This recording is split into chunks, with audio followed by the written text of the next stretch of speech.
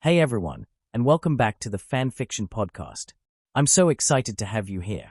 Today, we're diving into a brand new story, The Last of His Kind Part 2. Before we jump in, don't forget to like, share, subscribe, and drop your thoughts in the comments below. I'd love to hear what you think. Chapter 4.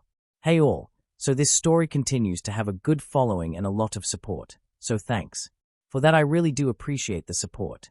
Have to say I've gotten very into Danmachi recently as I've been watching the new season for the anime, and it's been great stuff. It's also given me a lot of ideas for this story, and a lot of stuff to play around with as the story progresses. I've also been refamiliarizing myself with lore surrounding snow elves whilst I come up with racial abilities and continue to build up Azoth's backstory. Suffice to say it is sparse, but has a lot of potential. That said, here is the next chapter. I hope you all enjoy it and leave a review. Thanks for reading. Disclaimer, I do not own Danmachi or the Elder Scrolls. Last time, ignorant of Azoth's decision, the wolf boy continued yapping. What, not you too? Reveria. The kid is a waste of space, and is better off giving up on being an adventurer. You know that. Azoth. Syr suddenly called out in surprise, her grey eyes widening as the white-haired snow elf stood up off of his stool and walked over to the Loki familiar's table. What are you doing? Don't cause any trouble. Azoth only sent her a grin in response. He wasn't going to kill or maim anyone or anything like that. He was just going to challenge the wolf boy to a fight, kick him around a bit, and put the little yapping puppy in his place. See the end of the chapter for more. Notes. The hostess of fertility. Reveria was not impressed. They, which is to say the Loki familiar, had just arrived at, and settled in at, their local tavern, the hostess of fertility, and were in the midst of having a nice night out in order to celebrate their return from their most recent expedition, even if that expedition had been forced to end prematurely due to the interference of a number of previously unidentified, acid-spewing, acid-blooded, caterpillar monsters. Yes, just more of the same for a group of high-class adventurers. Still, this night was supposed to have been a pleasant evening, a time for the Loki familiar, executives, and the expedition team, as well as their goddess, Loki, to enjoy one another's company and rejoice in the fact that they had all returned from the dungeon alive, which was quite a feat itself in all honesty. Unfortunately though, Beat Loga, a powerful, but still young, level 5 adventurer had decided to run his mouth cruelly, in her opinion, mocking an unfortunate level 1 adventurer who had had the misfortune of running into a minotaur on the 5th floor. A minotaur that was 10 floors above where it should have been, which was due in part to their party dropping the ball when they had first engaged a large group of the monsters many floors further down, which made Beat's mockery all the more unseemly. What, not you too, Reveria? The kid is a waste of space, and is better off giving up on being an adventurer, you know that. Beat grumbled, his face twisted up in irritation as he saw that the tables had turned, and the rest of their group were no longer laughing. Beat was not a bad person. In fact, he had a good, strong heart and often went out of his way to protect and look after those in his familiar. But he did have a rough background, and as such had developed a bit of a chip on his shoulder when it came to weakness. It was not his best quality, but for Reveria and her friends, the Palum and captain of the Loki familiar, Finn, their axe-wielding, dwarven companion, Gareth, as well as Loki herself, they could at least understand why he was acting this way. On top of which, the fact that he had also drunken too much was also clear to see. Still enough was enough. It was time to take matters into her own hands. She might not like it when Loki referred to her as Mama, and claimed that she is the mother of the Loki familiar, but still, it was time to play mother and get Beat back in line. As the green-haired high elf was about to speak her eyes narrowed and her beautiful, aristocratic features set into a look of disapproval.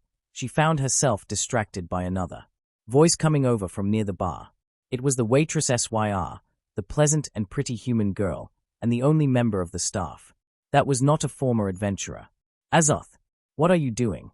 Don't cause any trouble. It was the last word, trouble, that caught both her attention and Finn, Gareth, and Loki's attention too as they glanced over at the source. The 3 level 6 adventurers, herself, Finn and Gareth, were all old enough and experienced enough to sense trouble when it was on the horizon. It was something every Highly skilled adventurer developed and honed, as in the deepest depths of the dungeon this sense could be the difference between life and death.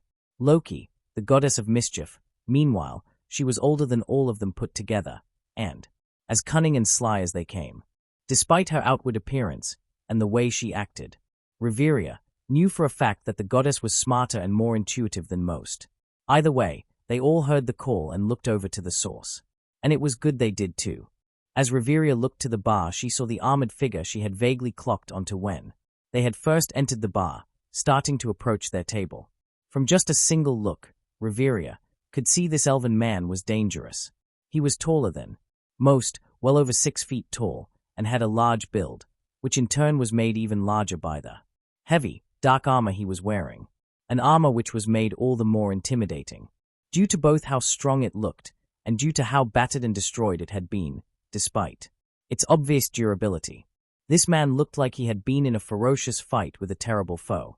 But that wasn't what concerned her most.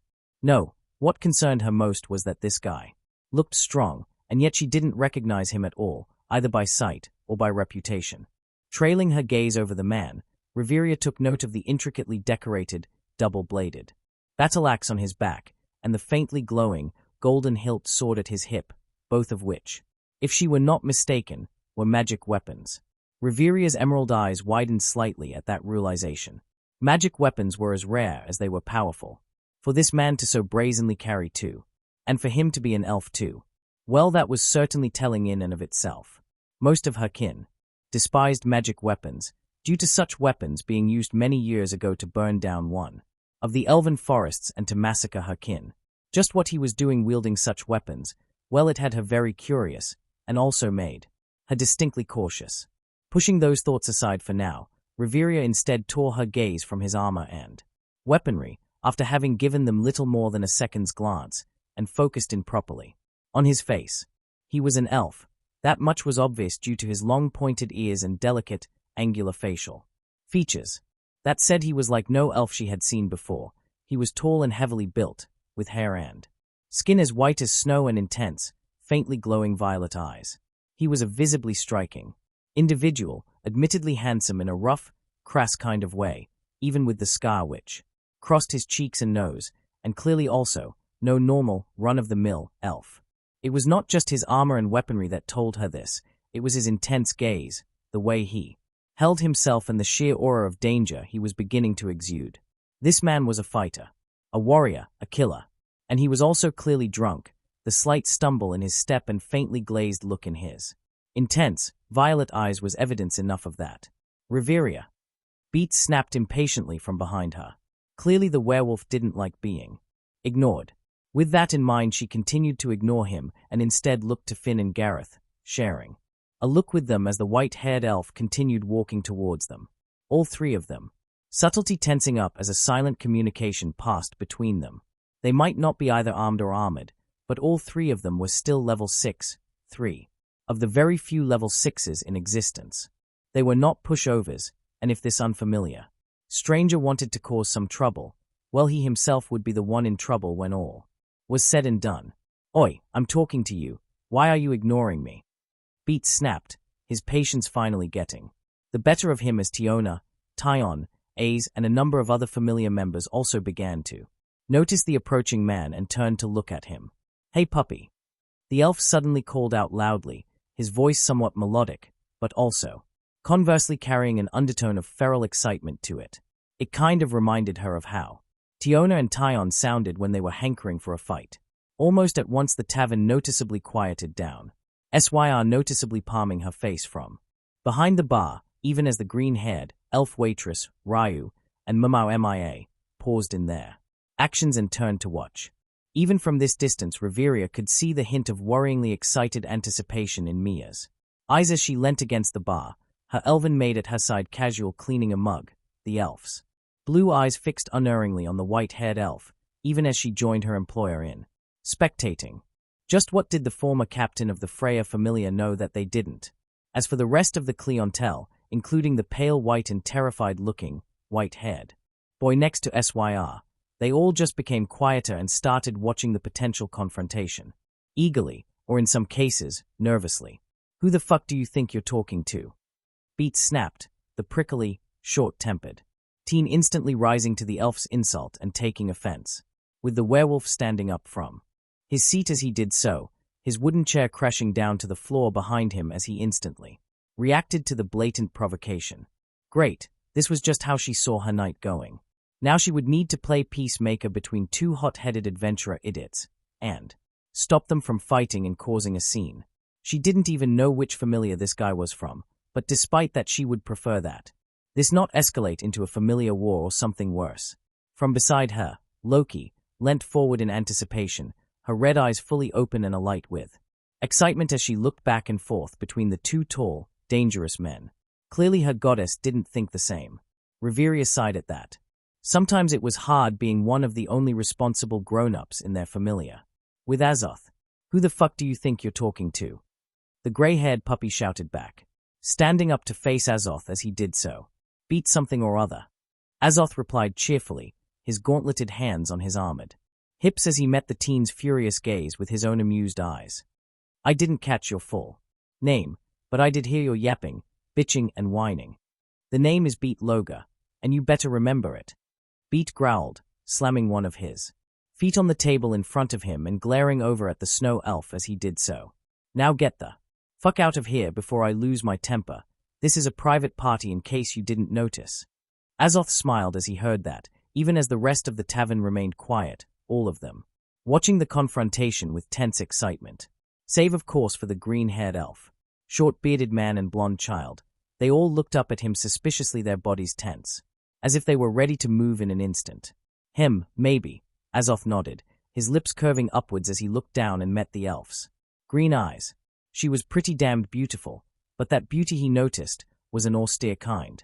Cold and composed, the elf woman had the look of royalty about her. Azoth had met enough jarls and queens, and people who thought themselves royalty, to tell. Then what are you still doing here? Or are you just an idiot looking for a beat down? Beat snarled, striding around from behind the now silent table as he instead came to a stop right in front of Azoth, the both of them now standing, nose to nose, and eye to eye. Oh, so you have the same thing in mind. That's brilliant. Azoth replied cheerfully, his tone joyous as he clapped his hand on the other man's shoulder in a friendly manner, ignoring the looks of anticipation the two-tanned woman and the red-haired goddess were giving the two to them as he did so. What? Beat replied, his face furrowing in confusion, even as those watching began to mutter amongst one another. We're in a tavern, aren't we? So how about it? A friendly brawl, me and you, right here and now. Azoth continued bluntly, expanding on his statement and ignoring the gasps, stupefied expressions and looks of pity people were sending him. Are you insane? I'm a level 5 adventurer, one of the best. You're just some no-name loser. Beat growled, taking a step back as he looked Azoth up and down, almost like he thought he had some major mental health issues. Nah, I'm not insane, and I'm not exactly a beginner either. A veteran adventurer, that's me. Azoth replied cheerfully, thumping his armored chest with his gauntlet as he did so, conveniently ignoring the slight tinkle of metal as a piece fell off his ravaged armor and bounced onto the floor. The others at the table, however, didn't, and the look of excitement on the tanned girls' faces turned to incredulity, even as Reveria, the green-haired elf, and a couple of others stood up, as if hoping to intercede in the two drunk men's conversation. It was unfortunate for them, though, that Azoth was already too amped up for a fight, so much so that even if they had managed to intercede earlier, he wouldn't have allowed it. So come on, what do you say we take this outside and have a brawl? No weapons, of course. We're not trying to kill or maim one another. Oh, and let's make a wager on it. If I win, you buy me a tankard of ale and stop being so noisy, and if you win, I buy you a tankard of ale and apologize for calling you a puppy. Azoth beamed, flashing his white teeth as he clapped Beat on the shoulder again, ignoring the looks of surprise and confusion all around them. Right, I think that's enough. Reveria tried to cut in, forcing her way between the two of them, showing a startling amount of strength for one with such a lithe form as she physically pushed the two of them apart. No, I like the way this shitbag is talking. Beat growled, pushing Reveria gently to one side as he met Azoth's gaze. You're insane and about to getting the beating of your life, kid. Here Beat's lips curved into a grin. But I like you all the same. You've got guts. Easy there, puppy. Don't count me out yet. Azoth replied, his own smile turning feral. I think. The blonde child began, only to be cut off by his goddess. No, let them fight. Loki said, grabbing onto the back of Finn's shirt to stop him from interfering as she eagerly looked between Beat and Azoth. It isn't serious, and won't do any harm. Besides, I want to see what happens. Loki. Reveria hissed. Oh, come on, Mama, you, Finn and Gareth will be there to make sure nothing bad happens. Loki waved her away. Yeah, come on, Reveria, let them fight. Tiona added on excitedly. What do you think, Captain? Tyon spoke up next, her green eyes flicking over to the blonde child as she did so. As long as they keep it friendly, and it doesn't get out of hand, I think it should be fine. Finn, the child and apparent captain of the Familiar, and wasn't that a surprise, said carefully. That said, if Beat goes too far, I will stop the fight. The last thing we want is a Familiar war. Because of this. Oh, I wouldn't worry about that.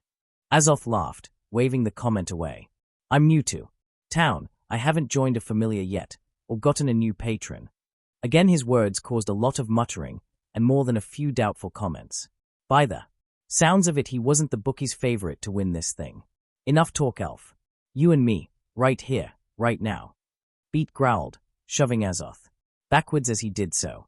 If you're going to brawl, or whatever you want to call it, you can go outside. MIA called out. From behind the bar, her brown eyes shining with anticipation, even as a number of the other patrons started shouting and cheering, and others started making wagers. See you out there then. Azoth grinned, before he headed for the bar, calling over his shoulder as he did so. Remember, no weapons, only fists. Shitty elf. Beat replied, draining his tankard of ale and slamming it down, before he headed for the door, his hands in his pocket, and his Familiar members, most of whom looked excited, following after him. Well, you sure know how to cause a stir, don't you? MIA said mildly, grinning over at Azoth. As she did so. You sure you'll be all right? Beat Logar is a tough one. He won't go down easily. Taking off Dawnbreaker, his Daedric dagger and Wuthrad, and beginning to unbuckle his ebony armor, Azoth just grinned. It'll be fine. After the day I've had, I need a good punch-up to work off my stress. Azoth waved her off, laying his weapons on the bar as he did so. That said, do you mind looking after my stuff while I'm fighting? Eyeing the weapons for a moment, MIA then nodded curtly. Stick them in the back before you head out with the rest of your stuff. No one will touch them. Thanks. Azoth nodded as he continued to unbuckle his armor with practiced ease. Please, Mr. Azoth, you don't need to do this. Bell suddenly said, distracting the snow elf as he looked away from the patrons and barmaids, including SYR and MIA, who were all heading out into the street and instead down at the kid. What are you talking about, kid? Azoth grunted, pulling off his breastplate as he did so that he was now only wearing a sweat and blood-stained, padded, cotton tunic over his torso. The shirt he usually wore underneath his armor, which even to Azoth, who had become used to the smell, absolutely stank, and was in desperate need of a wash. But still, beggars couldn't be choosers. He would just have to bear with it until he got a chance to get a new shirt, or washing his current one. You don't have to fight that guy over what he was saying about me. Bell continued, even as Azoth jumped over the bar, giving Ryu a nod and a wink as he did so, even as he bundled all of his weaponry and armor under the stairs, and safely out of sight of any opportunistic thieves. I'm not doing anything for you, kid. I don't even know you properly. Azoth grunted in reply, tucking his stuff safely away and checking it over, before he leapt back over the bar. Your problems are your own, Bell Cranel, and you'll have to solve them yourself. Me, I am just fighting this guy because I fancy it. What? Bell gasped, looking up at the taller, broad-chested snow elf in shock. You coming, Ryu? Azoth called, stretching his arms as he walked towards the open door, through which he could already see the large crowd of drunk and cheering revelers waiting, as well as the impatient-looking Beat. Yes, Ryu said after a moment, gesturing for the still-stunned Bell to go first. Don't hurt him too badly. Azoth cocked an eyebrow at that, and grinned. It appears at least one person had faith in his abilities. Don't worry, it's not a serious fight. With that said, Azoth grabbed a 3/4 full tankard of ale from an empty table and stepped outside, much to the renewed shouting and cheering of the crowd of bloodthirsty drunks.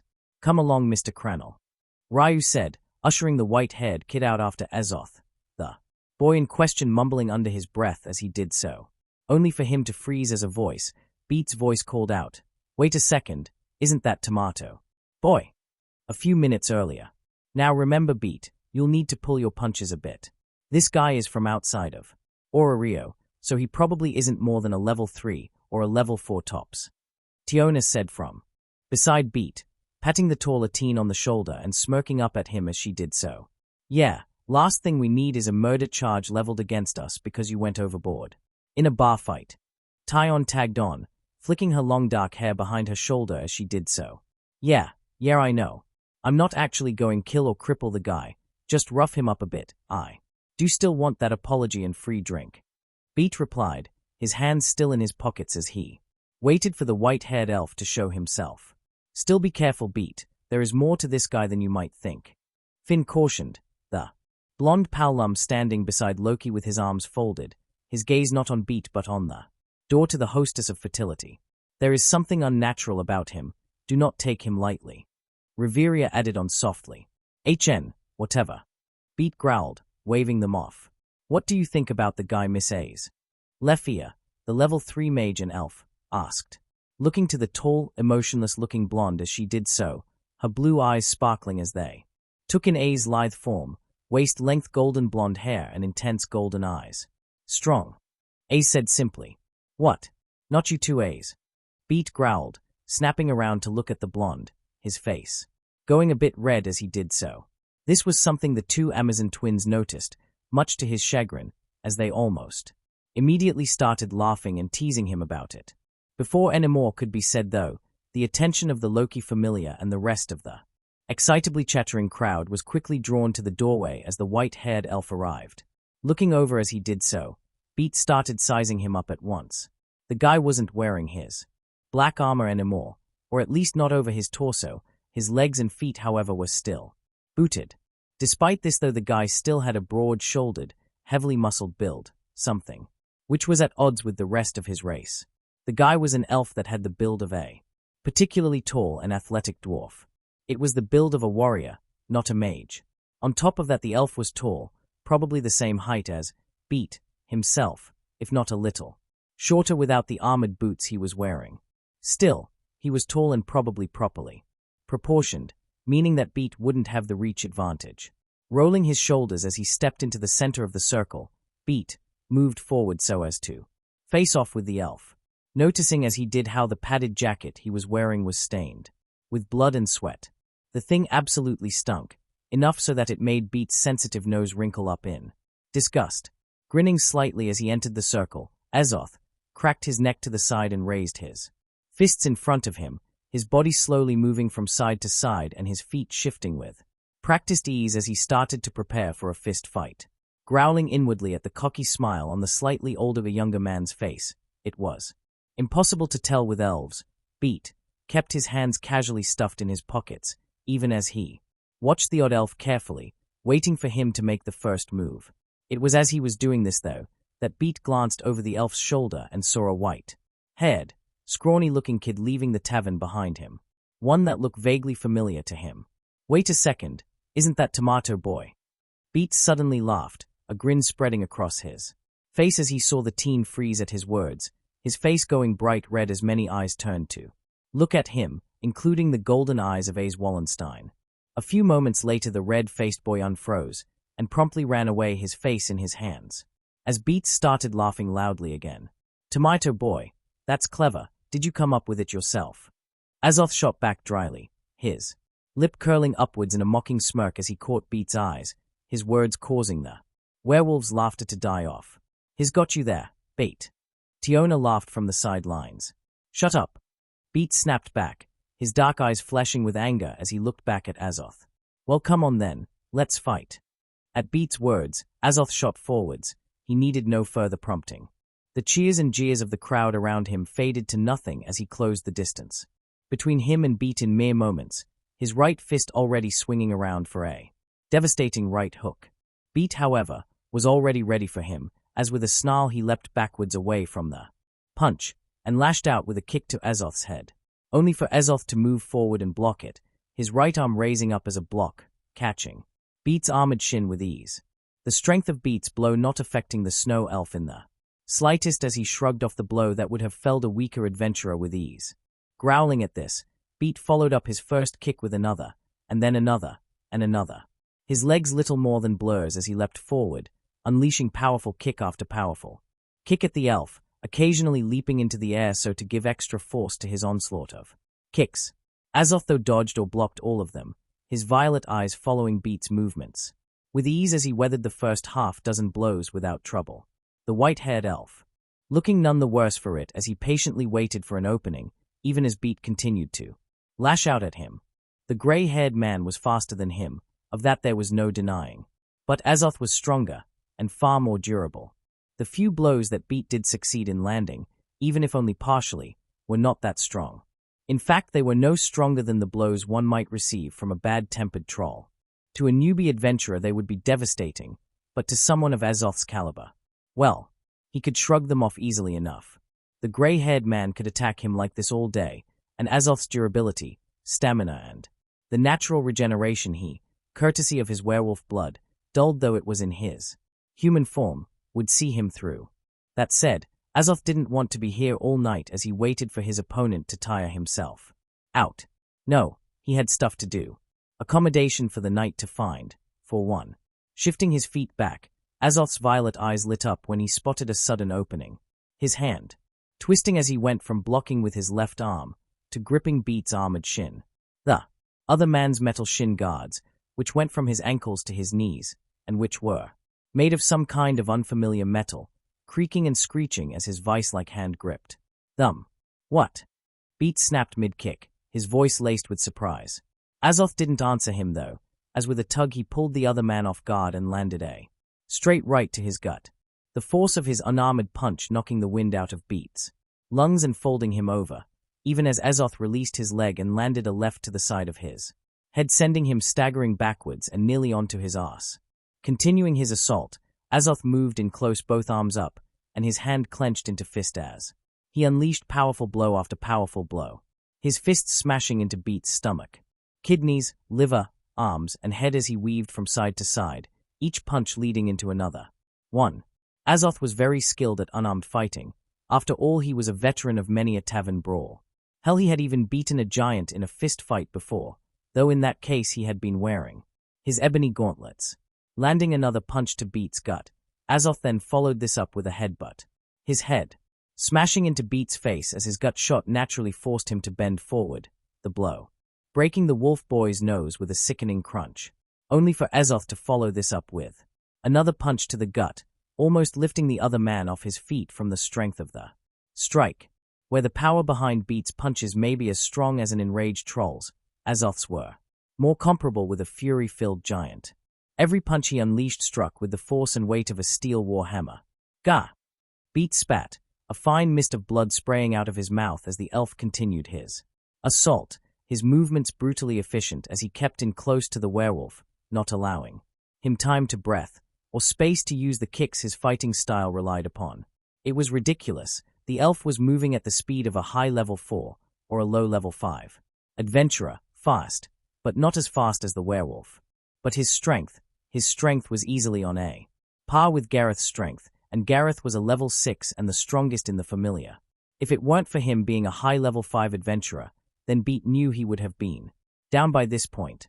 Already he could feel that several of his ribs were broken, and the mist of blood that left his mouth with every breath told him that he had suffered some internal damage. He was in trouble.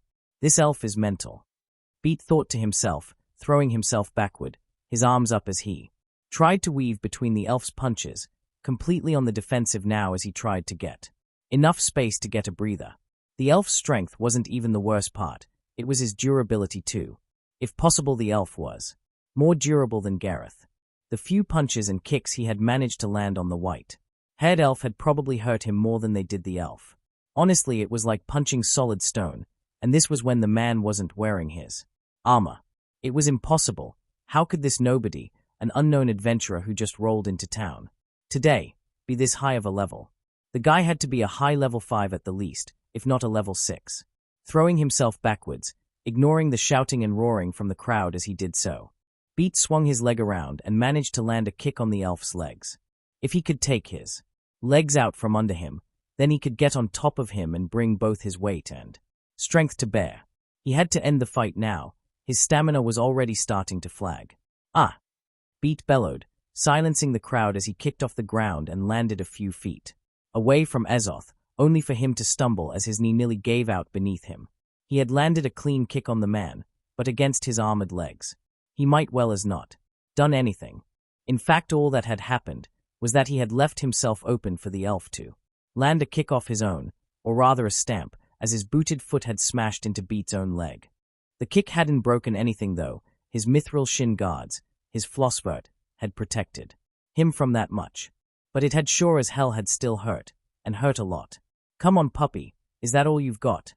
Azoth called out with a grin, the elf looking none the worse for wear, save for a thin trail of dried blood that ran down from his mouth. One of Beat's kicks had glanced the elf's face, the force of the glancing blow having mashed the elf's lips against his own teeth, enough to draw a blow. It was the only visible damage he had dealt to the elf. Whilst in return the elf had broken several ribs, damaged and bruised a few organs, nearly broken his leg and nearly dislocated his jaw. Come on, Beat, don't let this elf show up the Loki familiar. No offense, Reveria, Lefia. Tiona cheered from the side, her words causing a loud roar of support to come from his watching familiar members. Glancing to the side, Beat felt some of his fighting spirit return when he saw his familiar, his family, cheering him on. Even Finn, Gareth, and the ever-stern Reveria were cheering for him, though notably the High Elf was a lot more reserved, and just clapped for him, and, when he met her gaze, nodded at him. You can do it, Beat, don't give up. Loki shouted enthusiastically from beside the doll-faced and emotionless A's. Show this poser the true might of the Loki familiar. Beat grinned wolfishly at that, sending his opponent a fierce, bloody smile as he did so. You've got some good friends there, puppy. Azoth called to him, the smile on his face, taking any venom away from his words. Not that stopped them from pissing Beat off. Behind the white-haired adventurer, Beat could see the dark clouds overhead shifting. The clouds moving aside to reveal the moon overhead. It was not a full one, but it was near to full, and already Beat could feel the beams of light from the moon reinvigorating him. Keep laughing, asshole, this fight is over. Beat spat, his eyes flashing as he began to draw on the moonlight, using both his natural beastification ability and his skill, Ulfheim, to use the power of the moon to empower himself. It might be going too far, but he wouldn't accept a defeat. For the pride of his familiar, and his own pride, he would take this asshole elf down. Almost at once the signs of what he was doing became obvious, both to those watching and to Azoth. His hair visibly became wilder and shaggier, and his teeth longer and sharper. His body shifted slightly as he hunched over and became more feral and more animalistic. A silver glow also rapidly began to cover his body as he felt all of his attributes rapidly increasing. His strength, endurance, agility, and dexterity. On top of that, his face began to twist from angry to furious as his thoughts became more and more violent, and his usual civility turned into fury. This was his trump card. All around the circle, most of those that knew what was happening began to back off, the cheering and shouting fading as they heard the bestial roar that erupted from Beat's mouth. The executive members of the Loki familiar, however, all tensed up, most of them readying themselves to intercede in the fight if necessary, just in case Beat went too far. There was no problem with him using his natural skills and abilities, but all of them knew how much stronger those abilities made him, and how much more violent and vicious. The last thing they wanted was for Beat, injured and hurt as he had been, to lose control and cripple or kill his opponent. The fight thus far had been mostly civil. No permanent damage had been dealt, and neither of the two had aimed to kill or maim the other, or at least not yet. Reveria, Finn, and Gareth all exchanged glances. None of them had thought that Beat would be pushed this far. On the other side of the circle, though, Azoth remained calm, his violet eyes flashing even as he sniffed the air, the smirk on his face turning into the grin of a battle fanatic as he seemed to realize just what Beat was up to. Well, isn't this a surprise? The puppy turned out to be a werewolf puppy. Azoth called out, watching Beat carefully as the gray-haired werewolf roared back at him. The boy was not a werewolf as Azoth knew them as, but he was a something reminiscent of a werewolf, or this plane of existence's version of a lycanthrope. It was interesting, and a part of him. His inner wolf, the part of him that craved battle and challenge, wanted to test what this werewolf could do when compared to a purer version of its species, an alpha. He's given up all reason for power. Azoth thought to himself, his grin widening, his dignified features turning wilder and wilder as he saw the werewolf crouching down lower, readying himself to lunge forwards at any moment. Was this what I was like when I first drank the blood of the wolf? Azoth, be careful, he's more dangerous than ever. MIA called out from behind Azoth. Forcing her was through the crowd as she did so. I think you both should stop now, before it gets out of hand. No. Beats snarled, his words as bestial as his body. MIA scowled as she heard Beats' response, seeming to swell up with anger and indignation as she did so. It's fine, MIA, I can handle him. I'll make sure things don't go too far. Azoth added, slowly, unbuttoning his padded cotton shirt as he did so, before without a word he pulled it off and let it fall to the ground. He didn't want to wreck his shirt. As he did this, he heard a gasp and muttering from some of the adventurers and spectators in the surrounding crowd, and he knew why. His skin was as pale as freshly fallen snow, and thus it made him stick out in the darkening street, giving him an almost ethereal appearance. On top of that, his body was a patchwork of scars, some of which he had gained when he had still been a bandit and a sneak thief. These were mainly the ones caused by blades, whilst others, the more gruesome ones, he had received when he became an adventurer. A lot of those were from dragons, trolls, Drager and farmer. Rolling his shoulders, Azoth ignored the looks of those around him as he instead drew on the bestial blood that flowed through his veins. He may have the soul of a dragon, but he had the body of the beast, and over the years, just as he had learned to control his draconic soul and all that entailed, so too had he learned to tame his beast's blood. Let's do this. Azoth spat, his body hunching over as he did so, even as thick, snow-white fur began to force itself out of his body, and his arms and legs became longer and more muscled, his bones cracking and crunching, even as great claws forced their way out of his rapidly growing hands. His violet eyes meanwhile became slitted and began to glow brightly in the darkness, even as his face twisted and began to extend, becoming more and more wolf-like. Reveria took a step back in shock the moment she saw Azoth began to transform. Even from where she was stood she could hear the cracking of bones as he grew taller and bulkier, snow-white fur forcing its way out of his skin, even as his face shifted and contorted. It was almost like he was turning into some kind of monster. What in the? Reveria muttered. This was not natural. What kind of skill did the pale elf have? From beside her she could see the shock, fear and consternation of all of those around her. With those who were civilians, and the many level 1 and dozen or so level 2 adventurers, the majority of adventurers in the city, began to back off fearfully. There was an aura of danger and menace coming off of Azoth now, something reminiscent of the feeling one would get when they face off with a powerful monster Rex. Glancing sideways, she immediately saw the concern that now laced Finn, Gareth, and even Loki's faces. This was unnatural, and they all knew it. From where she was stood she could feel the power emanating of the giant, elf-turned-wolf. Like monster, even as he shifted low to the ground, beat, mirroring his actions. Though, notably the gray-haired man's own eyes began to show shock, and if she were not mistaken, fear. Finn, I think that you should end the fight now. Loki muttered seriously, looking to the captain of her familiar nervously now. If even Loki was beginning to get nervous, then that meant things were getting serious. That's enough, end the fight now. Memau MIA called out, the former captain of the Freya. Familiar no doubt recognizing the dread aura too, as she forced her way through the crowd, a number of her former adventurers turned waitresses, following after her. The two brawling men didn't reply though, instead they rushed at one another, both of them, crossing the few meter distance between one another in moments. One a glowing silver, gray blur, the other a mass of white fur and clawed fury. The moment they clashed the size difference between the two was obvious. Beat was a tall man, who stood at nearly 6.5 feet. Azoth though, as he was now, was well over 7 feet tall, and was probably 4 feet wide at his shoulders, and all of that was lean, powerful muscle.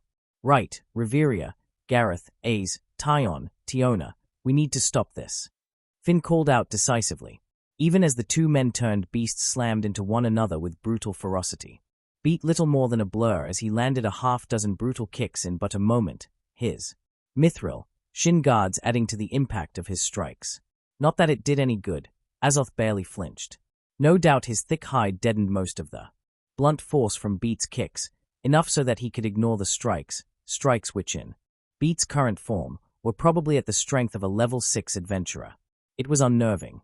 Azoth, though, didn't take the attack lying down. Instead, he countered in an instant, showing off a startling amount of control and intelligence for his current form, as he used one of his muscled, fur-covered arms to block several more of Beat's kicks before he lashed out. His clawed hand leaving centimeter-deep scratches on Beat's shin guards, even as they knocked him off balance.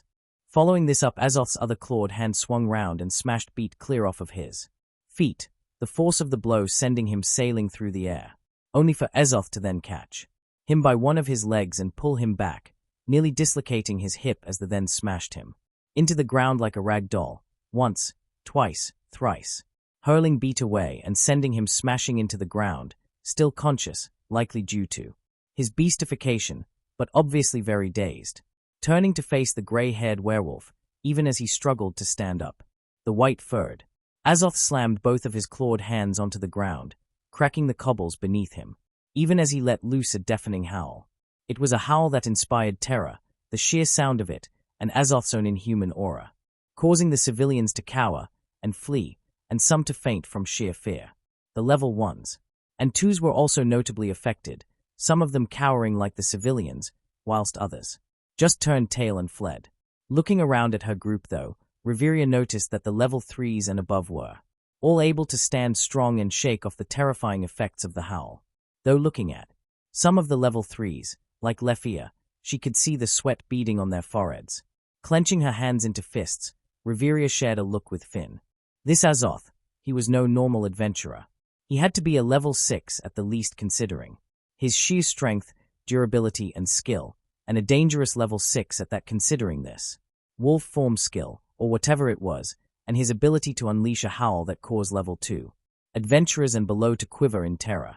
It was concerning, especially since they had no idea who this elf was.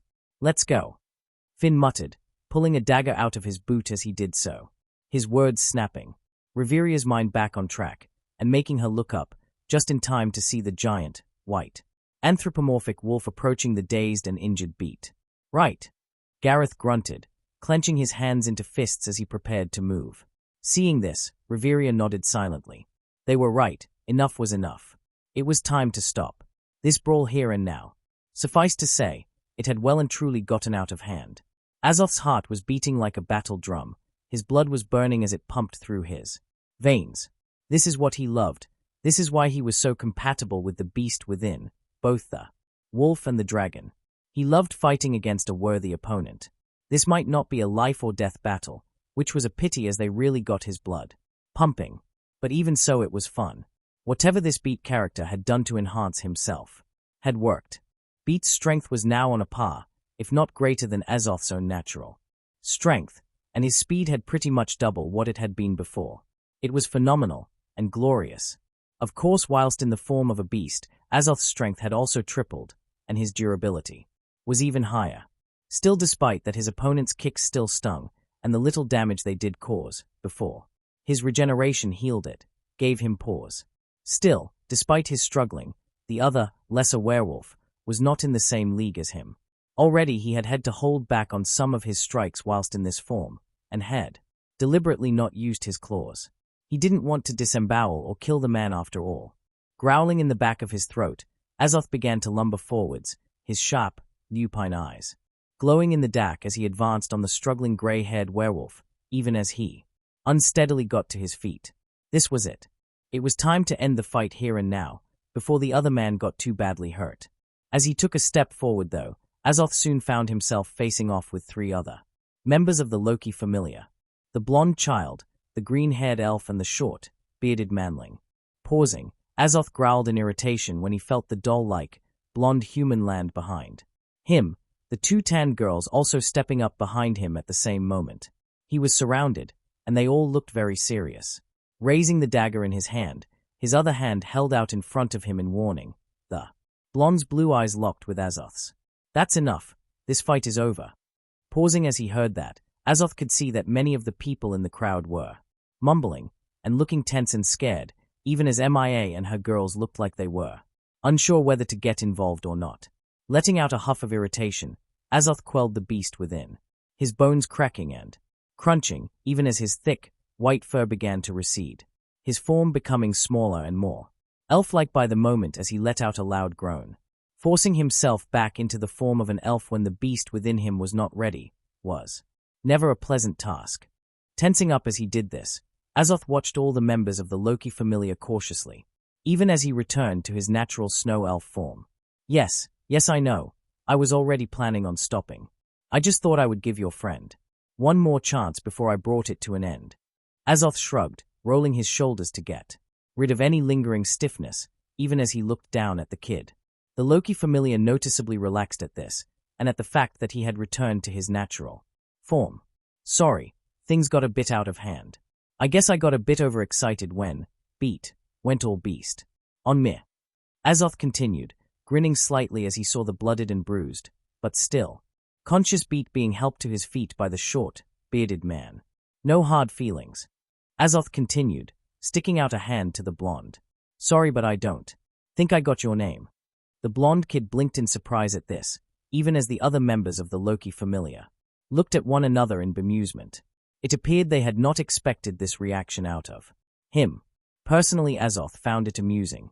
What did they expect that he would be in such a blood rage that he would try and fight them all? Finn Daimler. Finn replied, cautiously taking Azoth's proffered hand in his own much smaller one, before shaking it. And I don't see a reason to make an issue out of this. It was a friendly spar that just got a little out of hand. All Beat needs is a few potions and he'll be fine. I'm glad. I did try to pull my punches at the end there, but I did figure that your guy was tough enough that I didn't need to hold back right from the start. Azoth nodded, noting as he did how the crowd around them seemed to relax, as too did the Loki familiar executives. The more him and Finn talked. That was you holding back. The short, bearded man spoke up with a bark of laughter, even as he held Beat still, whilst the green-haired elf gave him some kind of potion. You're one crazy elf. I would love to see what you can do when you really let loose.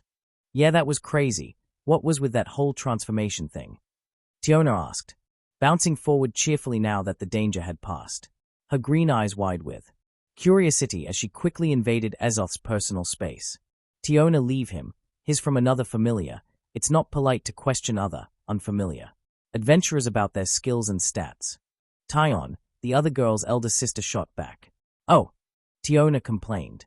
Smiling slightly at this interaction, Azoth took a step back, only to pause when he saw Ryu behind him, his shirt in one and that ever-curious expression on her face as she handed the garment to him.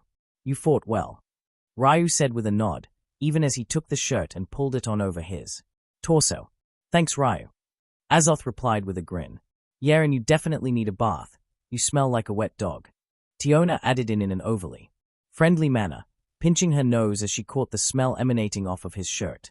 It's been a long day. Azoth replied defensively. Ugh, what hit me? Beat groaned out, his catching the attention of the others, before they could say any more. Your opponent did, Reveria spoke up dryly. Did I win? Beat asked weakly, pushing himself off of Gareth as he looked around. Nope, you got completely crushed.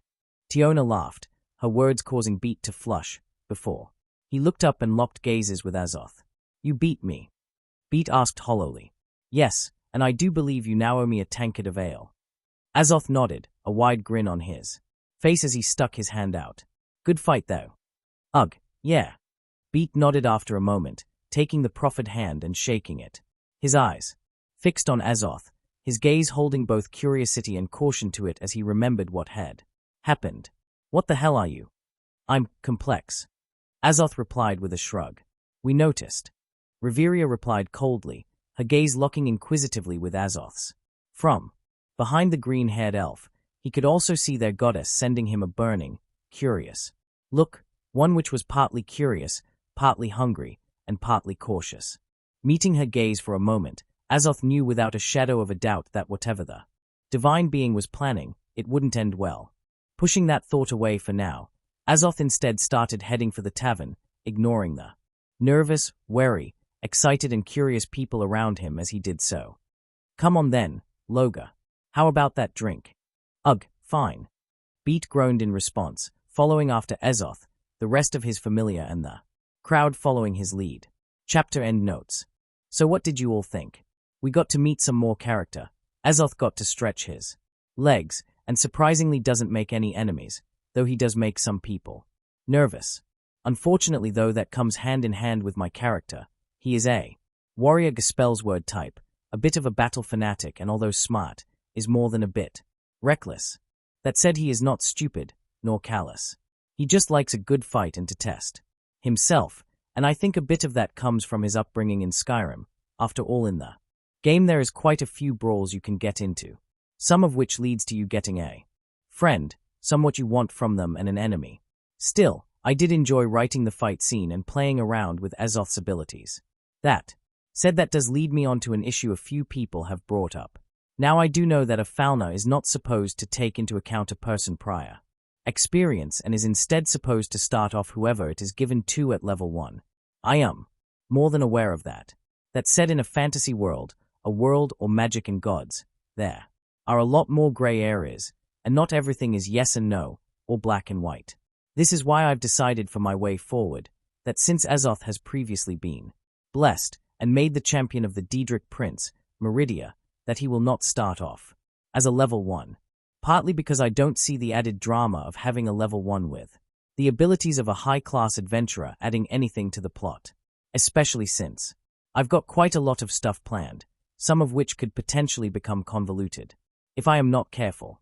So with that in mind, I have decided that although they were in a different realm of existence, and he didn't have a Falna as exists in the Damachiverse, the skills, abilities, and strength he acquired as the champion of Meridia will be transferable, due to godly reasons and divine technicalities and what not.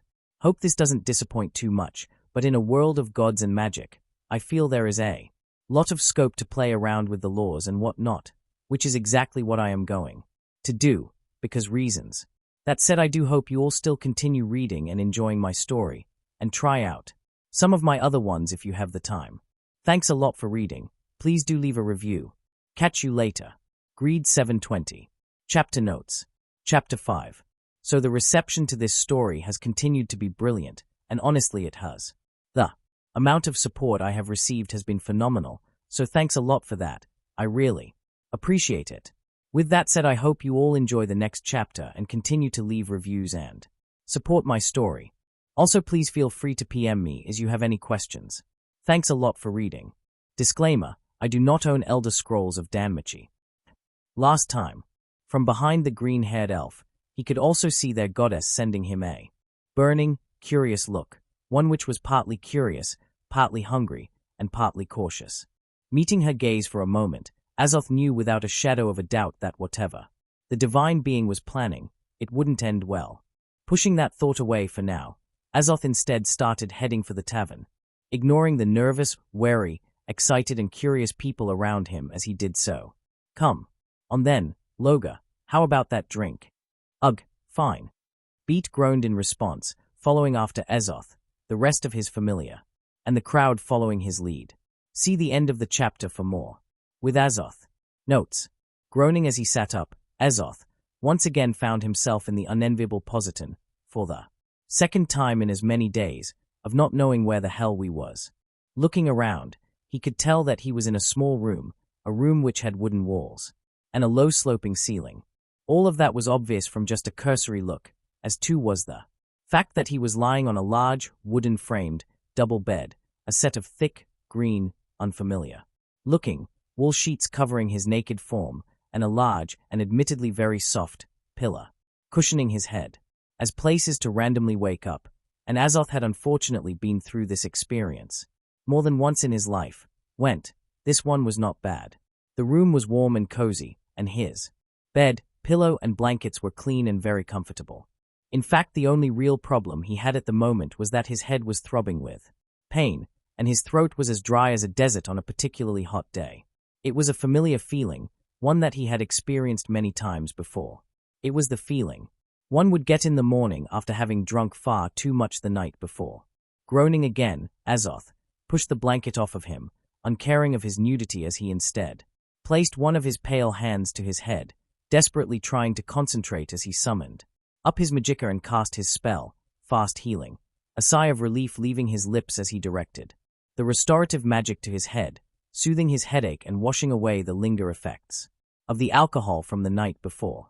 He may not be a pretentious Winterhold college mage, even after all he had done for them, the ungrateful bastards, but he had at least picked up enough spells and tricks, and honed his control over magicka enough to call himself an adept spell-caster, which was probably a good thing.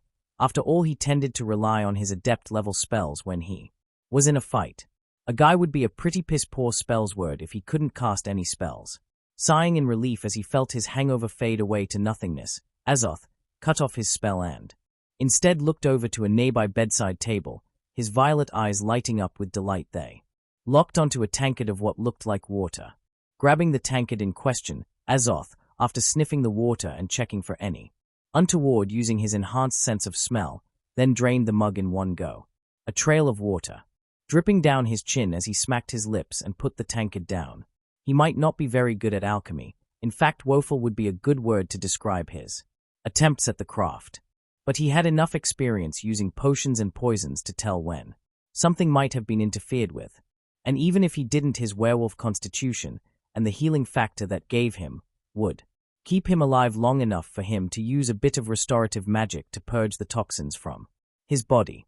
Right, Azoth muttered to himself, and sitting up straight in his bed, he was much happier. Now his headache was gone. Where in oblivion are my bloody clothes? Looking around the otherwise empty bedroom, Azoth didn't see a sign of his trousers or his shirt. His ebony armor, battle axe, sword, and dagger he could all see piled up in a corner of the room. But the rest of his clothing, well, they were gone, even his undergarments. Curious, Azoth muttered, unashamedly pushing himself out of bed and standing up, completely in the buff, his gaze going from the door that was on one side of the room to a set of wooden shutters that was set into the wall on the other side. Crossing the room, Azoth threw the shutters open and blinked as sunlight streamed in through the window, a slight hiss of discomfort leaving his lips for a moment as his eyes adjusted from the comfortable darkness of his room to the brightness of the sun. After several seconds of blinking and cursing, he managed to focus on the view outside the city. There were a row of large, well-built, wealthy-looking town houses opposite him, and looming up behind them he could see a giant, colossal tower in the distance. The Tower of Babel, Azoth muttered to himself, his memories from the last day flooding back to him. Alduin had defeated him. He had awoken in a new realm of existence disconnected from both Akatosh and Meridia. All pretty standard stuff for the Dragonborn. He had then toddled along to the nearby dungeon city, or Rio, and then went straight to the pub after having a run-in with a short, yet busty goddess. After which he had met Mia Grand, had a friendly chat, and then met the pretty elf girl, Ryu, flirted with her and got shot down. Still pretty by the books for him, especially the flirting with a fellow elf and the getting shot down bit. Unfortunately, more often than not that happened to him, or at least it did when he tried it on with high elves. Either way, after that he had then eaten some dinner, pretty good too from memory, and then gotten himself involved in a brawl with a different kind of werewolf than what he was used to. Yes, beat Loga. He had then proceeded to kick the guy's ass, then gone on to swindle a half a dozen free drinks out of the other adventurer and his mates, with him having invaded their table and drunk himself silly with the members of the Loki familia, at their expense, mostly listening to the stories of their adventures down in the dungeon, and their bantering with one another, with him occasionally throwing out an anecdote or story of his own from the far north, the place he had vaguely told them he had come from, again getting in a fight, and then getting drunk and making friends with said person, all pretty standard behavior for him. But yes, overall it had been a good, if somewhat strange, night. Admittedly, he hadn't spoken a huge amount about himself when with the Loki familia, not with so many other big personalities surrounding him, like those two Amazon girls, Tiona and Tyon, and the loud drunk dwarf, Gareth, and his equally drunk companion, Beat. But still, he had listened a lot, his fascination with this new place and culture overtaking his natural tendency to tell tall tales and brag a bit. That said though, thinking on it now with a clearer head, it was probably a good thing that he did do such a thing. He remembered the way Loki had looked at him. He'd already got her attention. The last thing he wanted to do was encourage the tricky redhead into pursuing him, or at least no more than his punch-up with one of her executives already had. Divine beings, from his experience, always tended to be pains in the ass, even the nice ones. Sitting back down on his bed a few moments later, and rubbing his temples, Azoth, quickly, began to remember all the things he had learned last night. He had found out the different races that resided here in Ororio. The tanned, sexy, dark-haired women he had seen, well, they were apparently an entirely female race called Amazons. The short-stock men and women he had noticed, they were dwarfs. Not the Dwemer he had heard of in Skyrim, of course. After all, he very much doubted that a dwarf would be amused if you referred to them as deep elves, or as just short-stock humans for that matter. Though, admittedly, there were apparently exceptions as far as dwarfs being short and stocky went. MIA, despite being just a little short than him, was also a dwarf. The animal people he had seen, well, they were as varied as the animas in the animal kingdom, and apparently included the werewolves, like Beat Loga. And yes, that had been a bit of surprise. Werewolves here in this world were born, not made, though admittedly a part of him did wonder if he could use his beast's blood to make another werewolf like him, if the desire to ever occurred to him. It would certainly be food for thought, even if he very much doubted he would ever have the inclination. Shaking his head as his thoughts went off on a tangent, Azoth instead went back to thinking over what he had learned last night. Oh yes, the blonde child and captain of the Loki familiar, Finn. It turned out he was not a child, like he had thought, but instead a 40-something-year-old Paulum, which was a childlike human, or halfling, a race that apparently had much longer lifespans than normal run-of-the-mill humans. Azoth scratched his chin at that. Yes, he had picked up a lot of useful information, and got a lot of free drinks, and all in return for him offering very little, though that was more due to the rowdier members of the Loki familiar distracting and talking over Finn, Reveria, and Loki when they tried to question him. That and the trio in question also getting drunker and drunker as the night continued, and they were plied with more and more booze. Which of course means that his is the hostess of Fertility's guest room. Azoth muttered to himself. He remembered now, after the Loki familiar had buggered off, he had been so hammered that MIA had told 2 of her waitresses to take him up here and let him spend the night. Which, considering what he knew of the dwarf woman thus far, meant he would probably be shelling out a lot of gold later this morning when it came to squaring his debt with the woman. Azoth let out another groan at that, even as he got up and headed for the door. First things first, before he started worrying about his dwindling finances, he first needed to find out where in oblivion his clothes had gotten to. It was he stood up and turned towards the door though, that said door opened, and a grey-haired human maid stepping into the room, Azoth's freshly washed and dried white padded shirt and dark brown trousers in her hands. Morning, Azoth said instinctively, blinking in surprise as the girl not only entered the room without knocking, but then proceeded to go bright, burning red, the neatly folded pile of clothing in her arms falling to the floor as she instead clasped her hand to her bright red face and let out a squeak of shock and embarrassment. Oh, Azoth continued, before he looked down and saw the problem. He was still fully naked, and had just given her a full frontal view of his ebony blade. Sorry about that. Quickly grabbing the pile of clothing off of the floor, Azoth quickly pulled on his garments and trousers, rapidly covering his modesty, after which he pulled on and buttoned up his freshly smelling padded white shirt. You can look now, Azoth then said to the still pink-cheeked, and deliberately not looking. Syr, a slight smile on his face as he saw her peek through her hands, no doubt making sure he was indeed decent first, before putting them down. Her face still a fiery red color as she struggled to maintain eye contact with him. Sorry about that. It's fine, but Mr. Azoth should know better than to flash a young maiden. Syr replied back, starting off a little shaky and embarrassed, but quickly regaining her bluster as she finished off her attempt at scolding him by giving him a stern look. Yes, yes, you're absolutely right. Azoth allowed, flashing Syr a smile now, even as he saw a dusting of pink return to her cheeks. But then again, you really should knock before entering. A gentleman's room. I thought you were asleep. Syr cried back defensively. After the amount you drank last night, Mamau Mia said you'd probably be sleeping till at least late morning if not later. Yeah, well I've a strong constitution. Azoth replied, ruffling his messy and slightly greasy white hair as he did so, before he sent her a smile. Is there any chance of me having a bath? Or a wash, or something? I can run you one, but you know Mamau Mia is going to charge you extra for it, don't you? Syr replied, blinking in surprise at the upfront request before quickly recovering her bearing. I'd gathered as much, Azoth replied dryly. He had honestly expected as much from the kind. Yet stingy dwarf, speaking of which, after a moment's thought he decided he had to know. You don't happen to know exactly how much I already owe, do you? 23,000 valis, plus another 400 for the bath. Syr rattled off, promptly, making Azoth blink in surprise as she did so. That's for the food, drinks, room and bath. She'll also expect you to buy a breakfast too, you know, for the imposition of us having to put you to bed.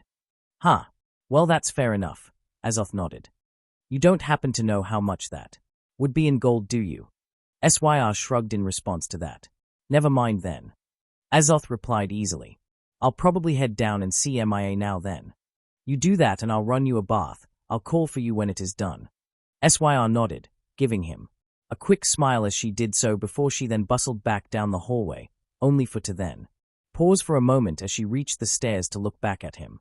Oh, and you can probably leave your armor and weapons in your room, at least until you check out. They'll be pretty safe there.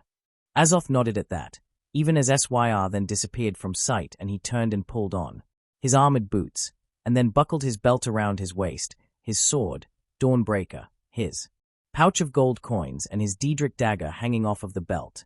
It was just a shame he had lost his satchel full of potions and soul gems back when he had been fighting Alduin.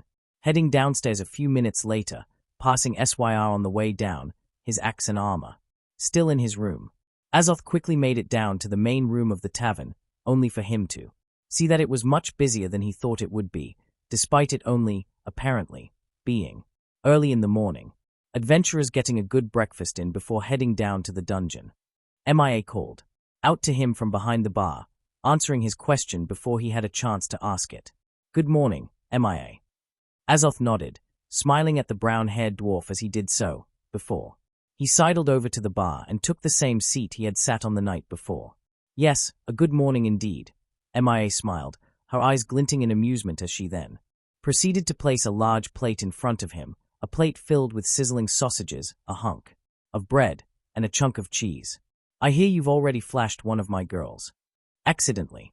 Azoth replied promptly, not batting an eye, or rising to her words for a moment. And thanks for the breakfast. Oh, you're no fun.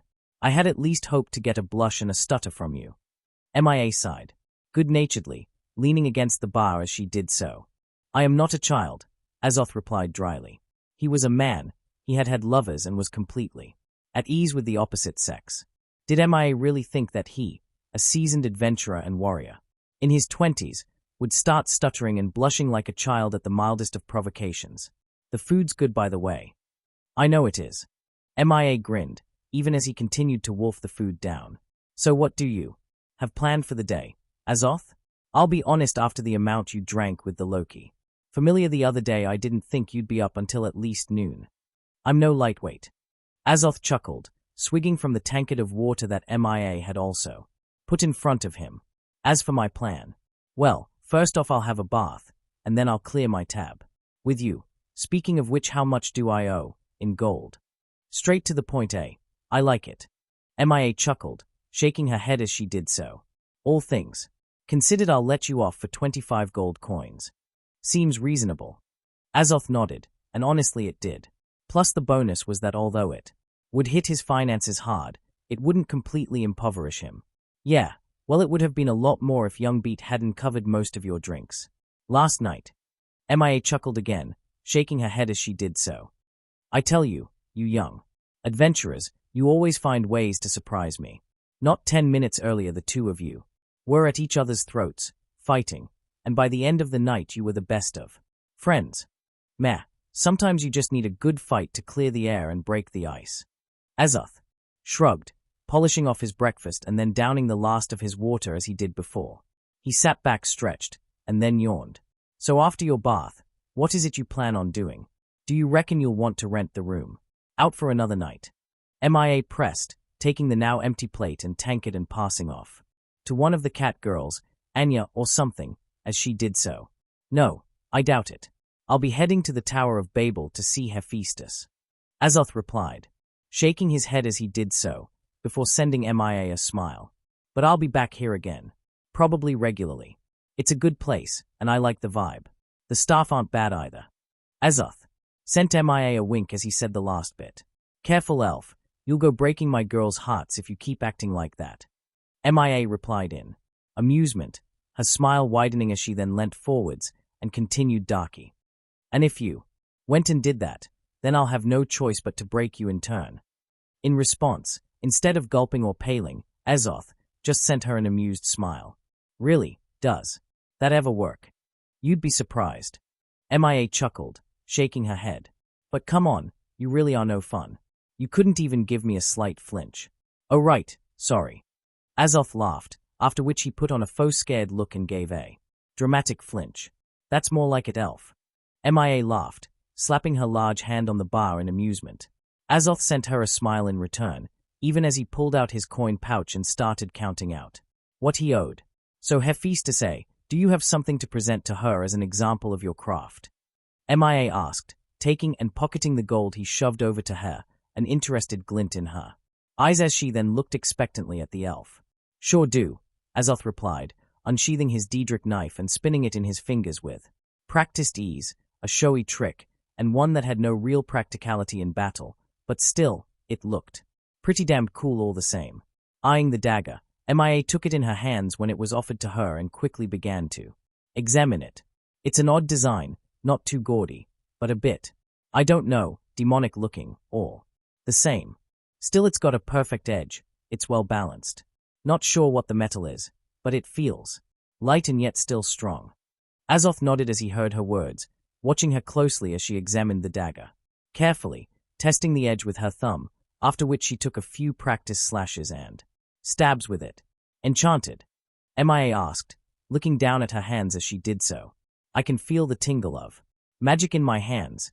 It's odd though, a bit different to the magic swords I've wielded before. Back when I was an adventurer. It feels colder in my hands, and the magic it's giving off, it feels odd. It's hard to describe. That's probably because that dagger was probably made in a very different way to the magic weapons that are created here in Rio, and using different metals and ingredients too. Azoth shrugged, not batting an eye at her admittance to having once been an adventurer. It had been pretty obvious. Instead, he took his knife back, when offered, and sheathed it back in his belt. A new kind of smithing, I'm guess that's from the far north. MIA asked, as she folded her arms, her eyes narrowing shrewdly as she met the snow elf's intense gaze head-on.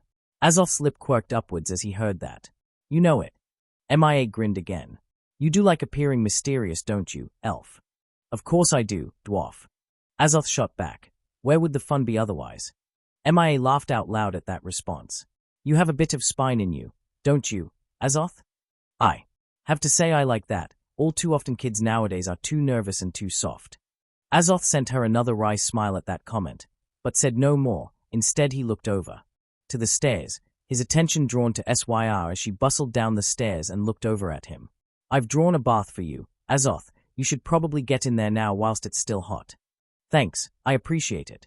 Azoth nodded, pushing himself off of his seat as he started making for the stairs, giving MIA a nod and a grin as he did so, and Syr a wink as he passed, his grin getting more devilish as her noticed her cheeks once again going a bit pink.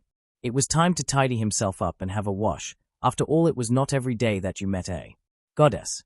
Sometime later, leaving the hostess of fertility an hour or so later, Azoth once again strode through the streets of Rio, his weapons once again sheathed on his back and waist, and his armor covering his form, save of course for his helmet, which he instead just held at his side in one hand.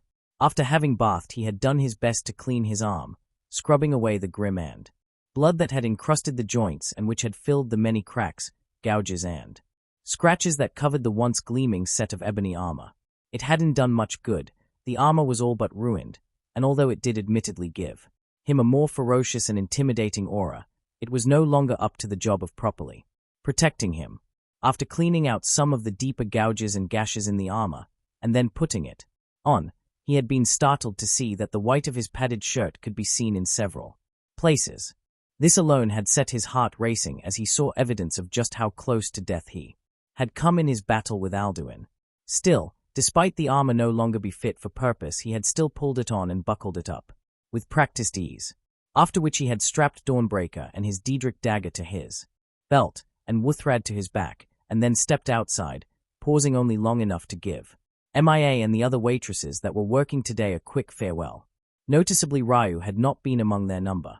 This all led him to where he currently was, forging his way through the packed streets of Orario, passing by merchants selling their wares and groups of armed and armored adventurers who were heading down to the dungeon, his helmet held under one arm, whilst his other hand rested absent-mindedly on the hilt of his sword. Noticeably, the people he passed in the street were occasionally looking at him, and not just because he was a tall, white-haired elf wearing a set of ravaged black armor. No, some of them were looking at him and muttering to one another as he passed, almost as if they recognized him.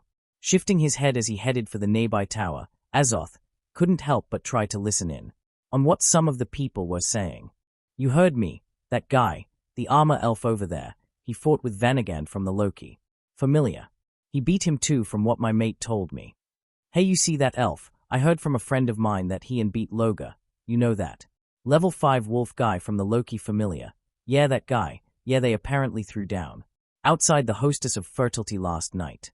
Heard it was brutal. Apparently he is a first-class adventurer from out of the city.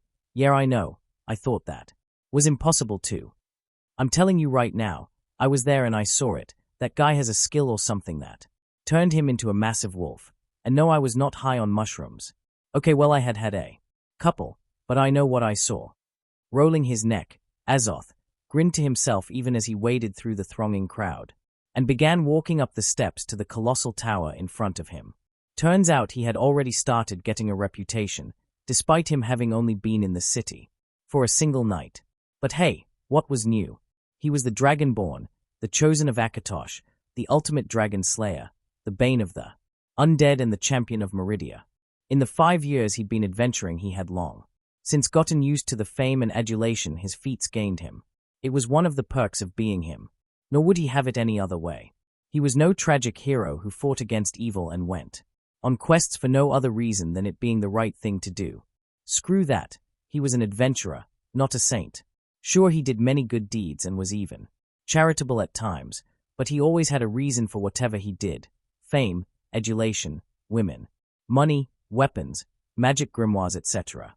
He did good things, but not for free, but for reward. And why shouldn't he? He might be a hero, but did people honestly expect him to risk his life for no reason? Was that a reasonable expectation? Shaking his head at that thought, Azoth instead came to a stop just in front of the tower, a slight frown on his face as he leant back and looked up at the monumental tower in front of him. It was eerie, but for just a moment he had felt like someone, or something, was watching him. And he wasn't talking about the people passing him by, some of whom still stopped and stared, or muttered to their companions about him and his run-in with the Loki familiar the other day. No, this was something else. The only thing he could liken it to was when he felt the eyes of his patron on him when he was raiding some ancient tomb and killing off all manner of Draga and undead beings. Whatever it was that was watching him, it was powerful and almost certainly divine. More than they, it was not entirely benevolent, just amused, curious and, dare he say it, hungry. Probably some god or something. Azoth muttered under his breath. He had only met two thus far, Hestia and Loki, and although those two played around at being human and appeared benevolent enough, he was not fool enough to think that all the gods and goddesses that had descended to the mortal world had good intentions. Divine beings were capricious, alien creatures. Despite what they might say, or how they might act, Azoth knew better than to take them at face value. He had met enough Daedric princes to know that not all divine beings were good.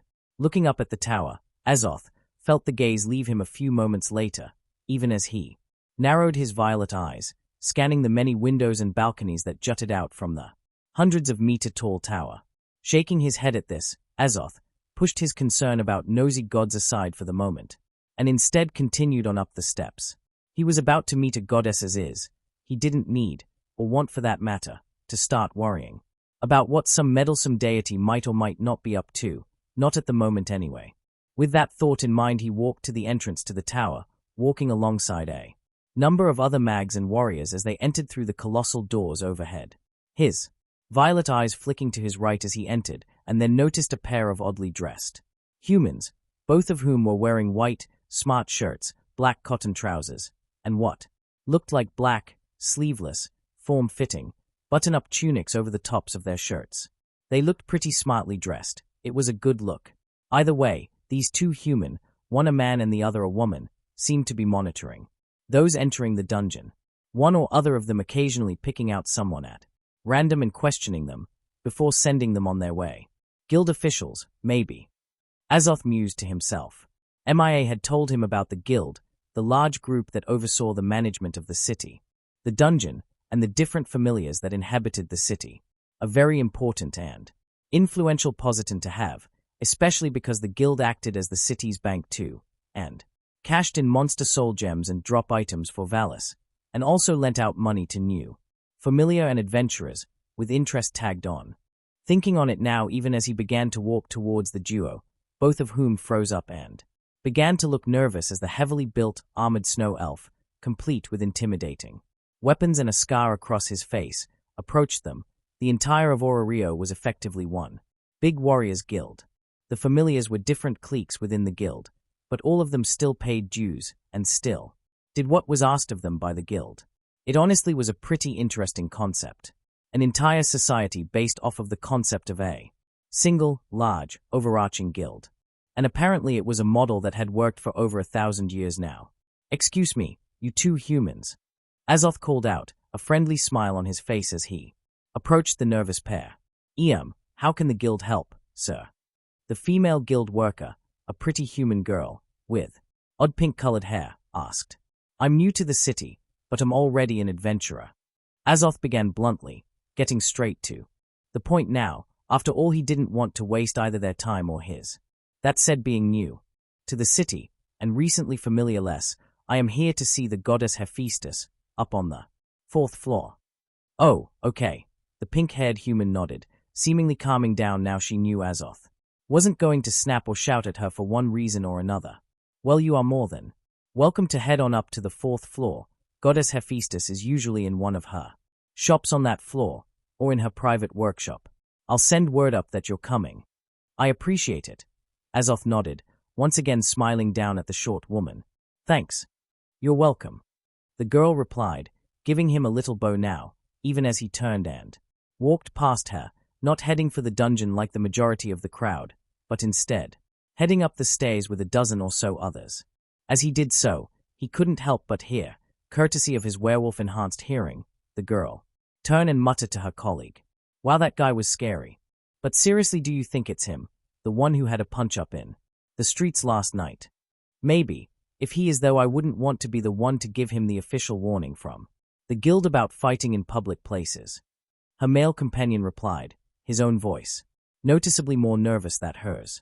Grunting as he heard this, Azoth couldn't help but roll his eyes. Pointless bureaucracy. Apparently it existed even here, in another plane of existence.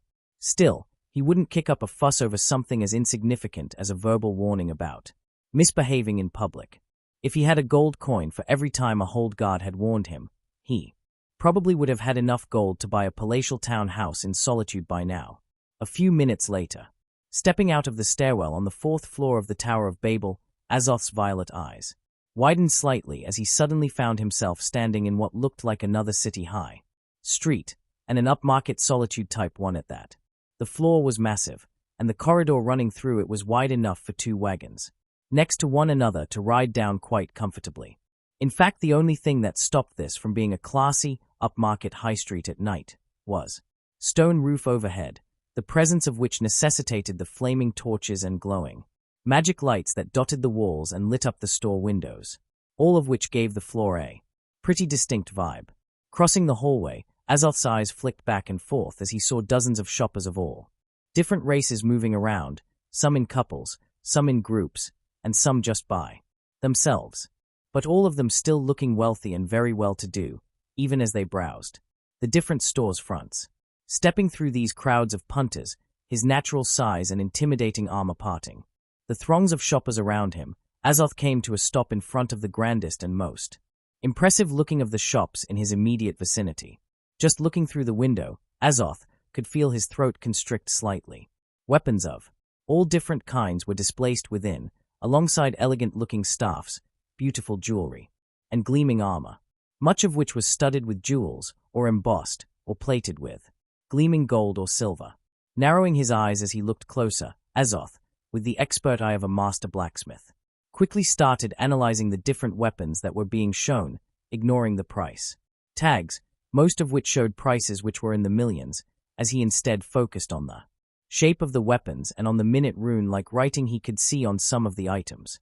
From initial observation, the weapons all looked well-formed and well-crafted, despite the excessive gaudiness of some of the decorations. Of course, he couldn't tell whether they were in fact strong and well-built from just a glance.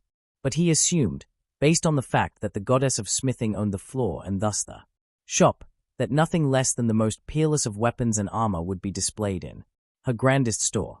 It was all very showy, and obviously, based off of the price tags and the number of adventurers on this floor, he could see wearing expensive-looking weapons. Quite the prosperous business. That said, showy, gaudy things were never really Azoth's forte. Sure, he could do it if he had to, but mostly when he forging and crafting, he focused on practicality and utility above all else. A weapon was a tool, no more and no less. It was an instrument of death, one which could be used to both defend and attack. Prettying it up was all well and good, but only if the tool could still do the job it was created for. A sword, in Azoth's mind, was something that should never be relegated to piece of art. Something that could just be hung up on a wall to look pretty and gather dust. No, it was something that should be used. Something you shouldn't be afraid of battering and breaking, so long as it fulfills the purpose it was created for. Excuse me, is Sir just browsing, or is he looking to buy a new set of armor? A naturally soft and sweet, but still strong and confident voice called out, attracting Azoth's attention as he looked sideways and saw a small, childlike girl looking up at him, a Paolum he suspected. From initial observation. No, I'm afraid not. Azoth replied, turning to face the girl fully as he did so. His violet eyes taking in her small, yet noticeably mature frame, her short, collar-length pink hair, hazel brown eyes and cherubic features. Lisbeth. The now-named Lisbeth replied, her hands on her hips as the 4-foot-something girl looked up at him curiously, her hazel brown eyes regarding his armor and weapons, before focusing in on his face. The girl was noticeably wearing a smart, red dress with puffed-up sleeves and red ribbons on it, a dress that just about covered her knees and which wasn't obscenely tight like something an Amazon would wear, over the top of which she had a leather apron, like something a blacksmith would wear. The two items contrasted quite oddly, or at least in Azoth's mind. I'm a member of the Hephaestus familia, and one of the smiths that are now, not only allowed to sell my works in one of the shops on 4th floor, but am also allowed to put Hephaestus's mark on my best works. Lisbeth added on somewhat defensively, the short, pinked-hair Paolum, shifting slightly under Azoth's curious gaze. No doubt she thought he was judging her, or looking down on her, either due to her perceived age or small stature. Pleasure, Azoth said after a moment, blinking slightly as he noticed that he was staring. It wasn't like he was trying to be rude or anything, he'd just been a bit taken aback by the girl's abrupt arrival and question. The name's Azoth, and no, I am not here to buy anything or to replace my armor. Oh, Lisbeth replied swiftly, ignoring his introduction as she instead focused on the last words he had spoken, her eyes noticeably narrowing. Why are you here then? Azoth opened his mouth to reply to that, only to be cut off before he could as Lisbeth forged on. Oh, and I'll warn you now, Lady Hephaestus very rarely buys other smiths' works, and even then she'd only buy the most exceptional of items, so if you're here to sell something then I really wouldn't bother. The girl's tone, although not rude, was distinctly blunt as she glanced at the sheathed sword at Azoth's hip and the large axe on his back, her hazel eyes narrowing slightly as she no doubt noticed the glowing jewel that was embedded in Dawnbreaker's crossguard. Well, I am afraid that Hephaestus wouldn't be able to afford either my axe or my sword, even if I were willing to sell them. Azoth chuckled, shaking his head in amusement, and not taking offense in the slightest at the girl's words. Lady Hephaestus, Lisbeth corrected sharply, her cheeks puffing up slightly as she once again placed her small hands on her narrow hips and scowled up at Azoth. And don't get too cocky, you might have a magic weapon or two, but Lady Hephaestus is the goddess of smithing. It takes a lot to even gain her interest, let alone impress her. Noted.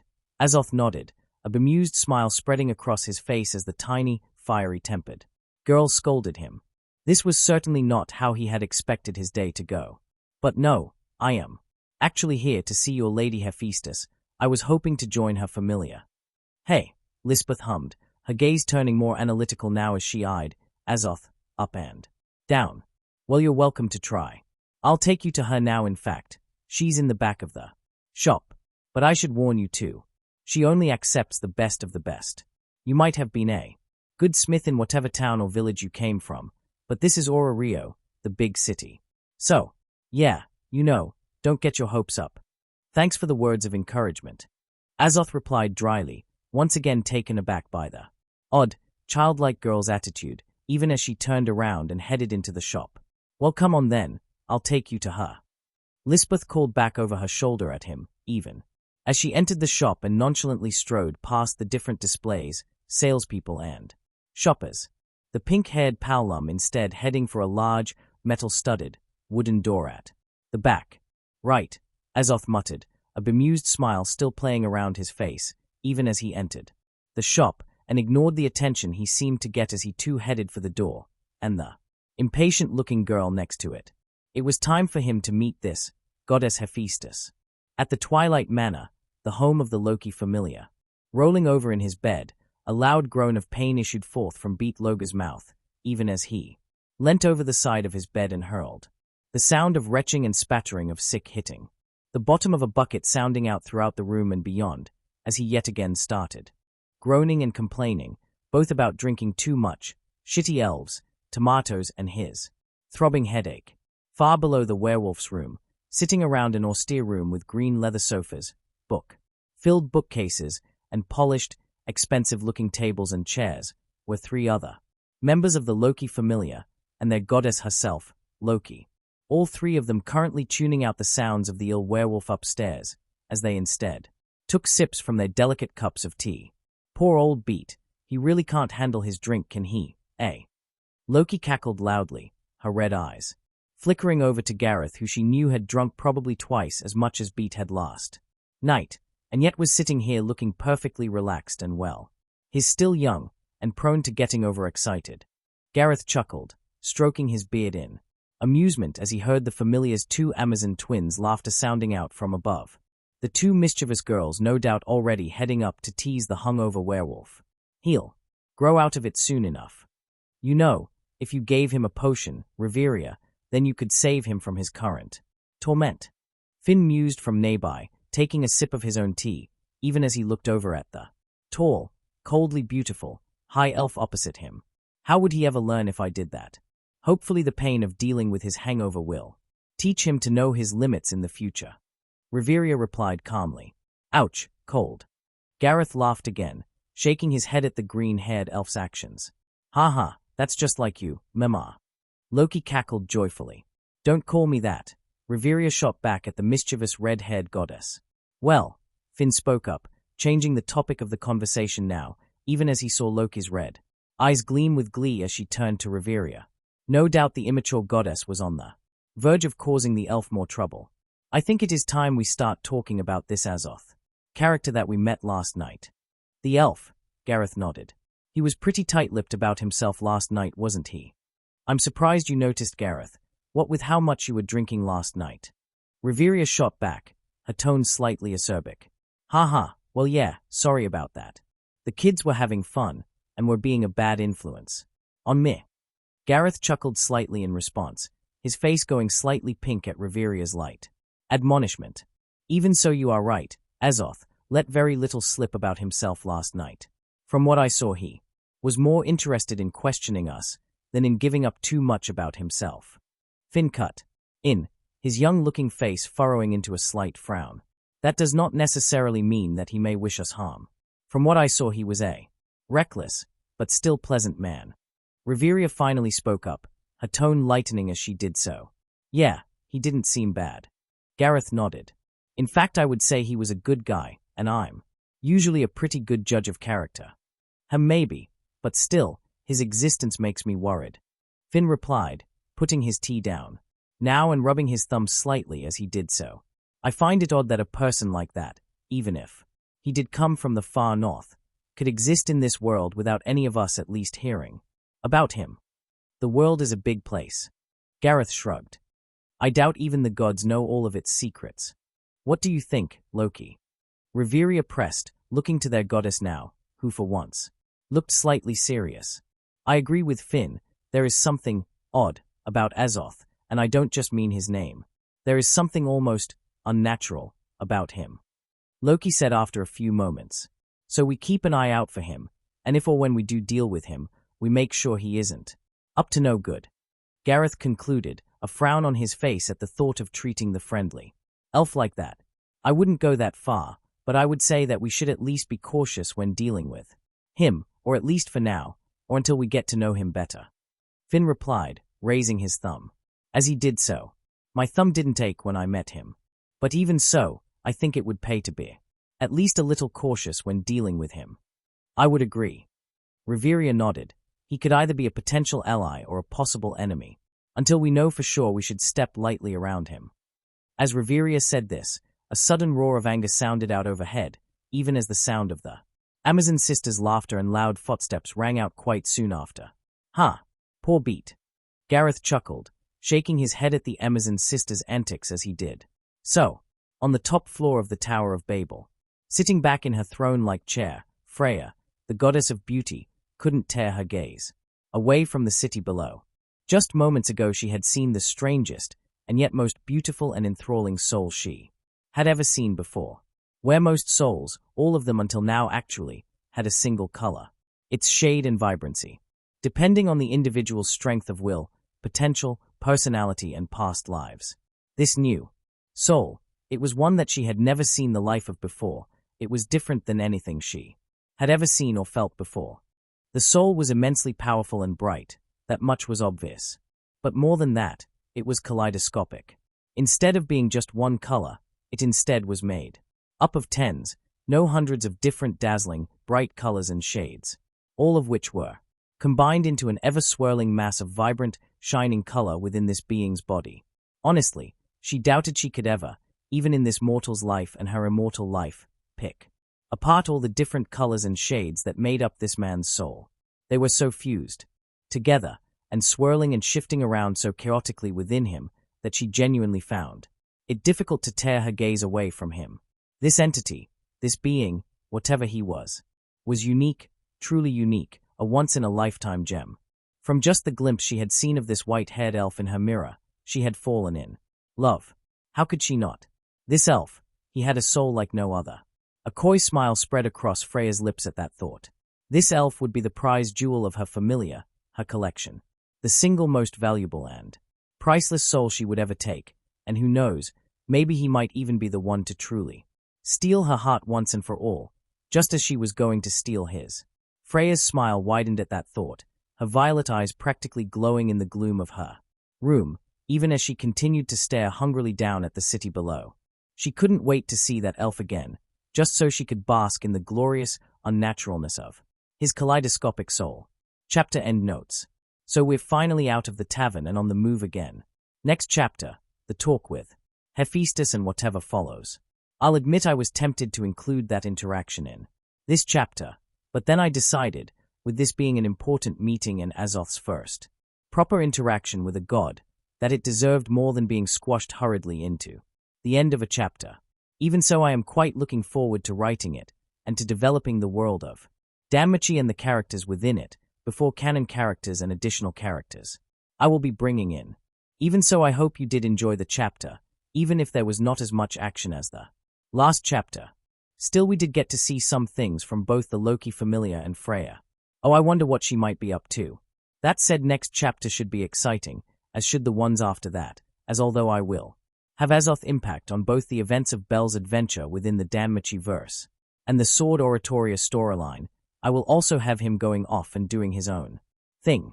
After all, he has his own aims and desires, and although he'll be involved in some prominent events, he will still very much be his own independent character who will have his own adventure. After all, that damned one-eyed black dragon, Alduin, isn't going to kill himself. Thanks a lot for reading. I really do hope you all enjoyed the chapter and leave a review. Please do check out my other stories if you have the time or interest. Thanks a lot for reading, and I'll catch you later. Greed 720. Chapter Notes. Chapter 6. So hey all. Again, the response to this story has been amazing. Thanks again for that. I really do appreciate it. With that in mind, I managed to get the next chapter out. So I hope you all enjoy it and leave a review. Also again, feel free to PM me if you have any questions and whatnot. I am usually good at answer those. Hope you enjoy the chapter, and thanks for reading. Disclaimer, I do not own the Elder Scrolls or Danmachi. Last time, this elf would be the prize jewel of her familiar, her collection, the single most valuable and priceless soul she would ever take, and who knows, maybe he might even be the one to truly steal her heart once and for all, just as she was going to steal his. Freya's smile widened at that thought, her violet eyes practically glowing in the gloom of her room, even as she continued to stare hungrily down at the city below. She couldn't wait to see that elf again, just so she could bask in the glorious unnaturalness of his kaleidoscopic soul. See the end of the chapter for more. With Azoth. Notes. The room at the back of the shop was large and dimly lit. The only light in the room seemed to come from a large forge at the far end of the room, with the deep red glow emanating from the forge, casting ominous shadows on the walls. Stepping inside, the door closing behind him with a dull thud, Azoth couldn't help but look around the room in slight wonder. The walls of the room were covered in a multitude of wooden racks, some of which he could see held gleaming weapons of all shapes, sizes, and styles. Azoth was even able to catch sight of a curved, single-edged blade that looked startlingly similar to the Akaviri-style swords the dragon-slaying group, the blades, traditionally wielded. Looking around at the rest of the wall, Azoth spied out several armor pieces, such as gauntlets, padrones, full suits, and breastplate, both light and heavy, and of all different metals and styles. Also, along another wall of the room, just next to the forge, he could entire an entire rack that was filled with the tools of the trade, including, oddly enough, one hammer that, instead of having a metal head like most hammers, instead had a head which seemed to be made of a single jagged purple crystal. It was unusual, but considering that the goddess who used this forge was the goddess of Smith, he decided he would give her the benefit of the doubt. Considering she had an eternity's worth of experience working a forge, she likely trumped his own 5 years of experience, even if he was, in his own humble opinion, a prodigy. What is it? I thought I had said that I was not to be disturbed. A strong, confident voice sounded out from the far end of the room, her voice audible over the crackle of the fire in the forge, and the occasional ringing sound of metal on metal. Looking over to the forge, Azoth quickly found the source of the voice. It was a strikingly beautiful red-haired woman, who at present was wearing a soot-stained white shirt, a pair of tight black trousers, and a dark, leather apron. Unfortunately, though, that was all he could see of them slim, redhead thus far, as currently the woman had her back to him, her attention instead on a glowing bar of metal in front of her, a large hammer in her hands as she struck the glowing metal again and again. The movements of her hammer causing the shadows on the wall all around her to shift and twist with her every strike. I was not aware, but still, I am sorry to have disturbed you, Azoth replied, stepping deeper into the room, his violet eyes still flicking this way and that as he eyed up the many finished weapons on the walls and the occasional molds of weapons that the goddess had yet to build. They all looked pretty beautiful. Hearing his voice, the red-haired Smith paused in her actions for a moment, before without a word she stood up, placing her hammer down on a nearby-side table, as she instead thrust the glowing bar of metal into a bucket of water. The water instantly exploding with a loud hiss. and a number of wisps of steam. "I don't recognize your voice," Hephaestus said softly, still not looking at Azoth as she instead brought the quenched bar of steel up to her face, no doubt inspecting it with her practiced gaze, no doubt looking to see if any weaknesses had formed in the metal. "Why are you here?" "I want to join your familiar," Azoth said bluntly, waiting patiently as the tall, lithe redhead continued to inspect the metal bar, before, without a word, she laid it down on the same table she had placed her hammer. Tilting his head at this, Azoth watched the woman's profile, admiring the shape of her face and body. She was gorgeous, almost inhumanly so, which was ironic considering she wore the form of a human, just like the rest of her kin. Which, thinking back on it now, was something that he felt was a bit of an odd choice. Why did the gods choose to copy human form? Why not one of the fairer races, like the elves?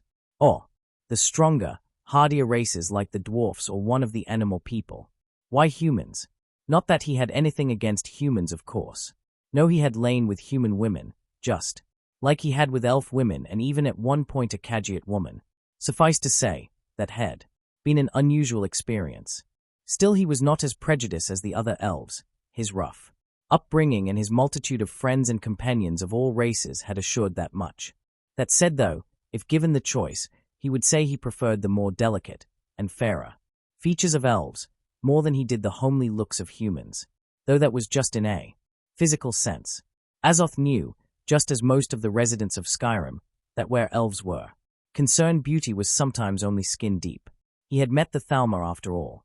Still, in spite of his personal, superficial preferences, a beautiful woman was a beautiful woman. It was an immutable fact, and the black leather eye patch she had covering her right eye and a part of her face, instead of taking away from her beauty, it in fact added a bit of mystic to it. Smiling slightly, Azoth would say he was pretty interested, even if the goddess in question seemed oblivious to his inner thoughts. "Oh, do you?" Hephaestus said lightly, fully facing Azoth now, her single visible eye narrowing as she began to approach him, her gaze moving up and down his armor form, noticeably taking in the glowing hilt of the sword at his hip. "Yes," Azoth nodded, pulling his mind back to the here and now. He was here to speak to his goddess and request a place in her familiar. He wasn't here just to admire her appearance, nor to attempt to bed her. "I recently arrived in the city and have been looking for a familiar to join. After a bit of looking around and research, I came to the conclusion that your familiar, the Hephaestus familiar, would be the best fit for me." "Oh, did you?" Hephaestus replied, her lips twitching upwards in amusement now, even as she walked over to a nearby wall and with a bit of fiddling activated a magical lantern, brightening up the room, enough for the both of them to fully make out what the other looked like. Narrowing her eye at the sight of him, Hephaestus crossed the distance between them in moments. The tall, yet still shorter than him, woman reaching out without a word as she began to inspect his armor, like an expert might appraise an item that had their momentary interest, her hands lightly tracing the large rents in the breastplate and on the cauldrons, even as slight shimmer like film formed over the metal at her touch, evidence of the enchantments that had been laid up on. "This is odd. This armor has been enchanted, but in way I have never seen before." The redhead mused to herself, her hands continuing to examine the armor as she spoke, her every touch causing the minute runes inscribed on the armor plates to light up faintly. "The metals it is made up of too, some of them are unfamiliar, and the technique used to forge it. Again, from a first glance it doesn't seem like something that I have seen before. How odd. I made it myself, and it has served me very well. Unfortunately, though, I picked a fight with a foe that was far stronger than I thought he was.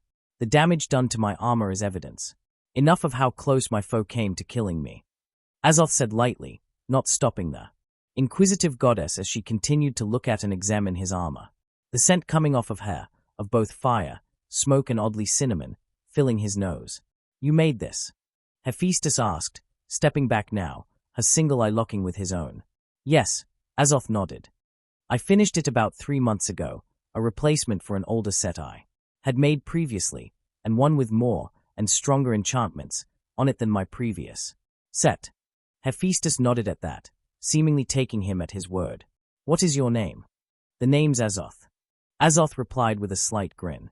"And like I said, I am new to the city. I'm not new to adventuring, though. as you might have guessed. No, before coming here I was the champion of another goddess, Meridia, and the only member of her. I guess you could say, familiar. Meridia, it's not a name I'm familiar with. Still, what did you mean when you said that you were a member of her familia? Hephaestus asked. I meant it in the fact that I am a member no longer. Meridia is in the heavens, and have been cut loose. Azoth shrugged, telling a half-truth here, as despite requesting membership into this goddess's familia, he didn't know her, or trust her enough, to tell her his entire life story. I see, Hephaestus said with a nod, her gaze shifting down to the sheathed sword at his side, and the axe on his back. There is a strength to your presence, and, judging by what I have seen of the quality of your armor, and likely the quality of your weapons too, well, to me, all of these suggest that you are a first-class adventurer. Most probably, I can't say I am aware of my current status though. Azoth shrugged. Hephaestus hummed, stepping forward once more, only now she wasn't looking at his armor, but instead into his face. An albino elf, wearing masterfully crafted enchanted armor and wielding magic weapons. I would have thought that an adventurer of your strength and stature would be well known, even if you are new to Ororio like you say. The world is a big place. Azoth shrugged easily. And I always liked roaming around. But not anymore. Hephaestus asked lightly. No, not for the moment. Azoth confirmed before he paused and gave Hephaestus a speculative look. I have a goal at the moment. I want to forge myself a new set of armor, better than my current one. On top of that, I want to get stronger than I am at the moment. For that reason, I want to join your familia, so I can work and experiment with material in a forge, and have access to the equipment and tools I want, and also so I can join the other members of your familia in supporting the Freya and Loki familiars when they go down to the deeper floors of the dungeon. Hephaestus nodded in response to this, her expression curious and not at all offended as he explained quite bluntly his reason for wanting to join her familia, making it clear that her familia was a means to an end, or at least for the moment. Then again, Hephaestus was probably used to selfish mortals by this point, and probably knew that everyone that had joined her familia had had a reason for doing so, a reason beyond just becoming a member of her family. You're blunt and pretty upfront, I like that. On top of that, you've not lied to me once during this conversation. Half-truths, yes, but you've not lied to me. Hephaestus finally said after a few moments of contemplation. Azoth cocked an eyebrow as he heard that, a surprised and curious expression on his face. You clearly don't know, but gods can tell when mortals are lying to them, Hephaestus said, in answer to his unasked question. Useful skill, Azoth said dryly. I know, the redhead smiled, before with a slight hum she brought her hand up to her mouth, and continued to eye Azoth speculatively. Now tell me, Azoth, you mentioned wanting to get stronger and wanting to forge a new set of armor. That is something I can understand, and can respect, and support you on. But you never told me why. To challenge the bastard that did this to me, and kill him. Azoth said bluntly, gesturing to the mangled remains of his armor as he did so. And who is this bastard? I hope it is a monster and not another adventurer, because I will tell you right here and now, I will not allow you into this familia if you are planning on challenging and killing a member of another familia and starting a war. Hephaestus replied, her tone turning firmer and sharper as she did so. You don't have to worry about that. Azoth replied, waving her concerns away. My foe is indeed a monster, a giant, one-eyed black dragon. I believe you should know his name. Alduin. Hephaestus whispered, her face suddenly going taut, even as her now folded arms visibly tightened. The last of the three great beasts, and the most powerful. Indeed, Azoth nodded curtly, locking eyes with her now. I fought Alduin not too long ago, and I wounded him. But alas, despite that I was not able to beat him.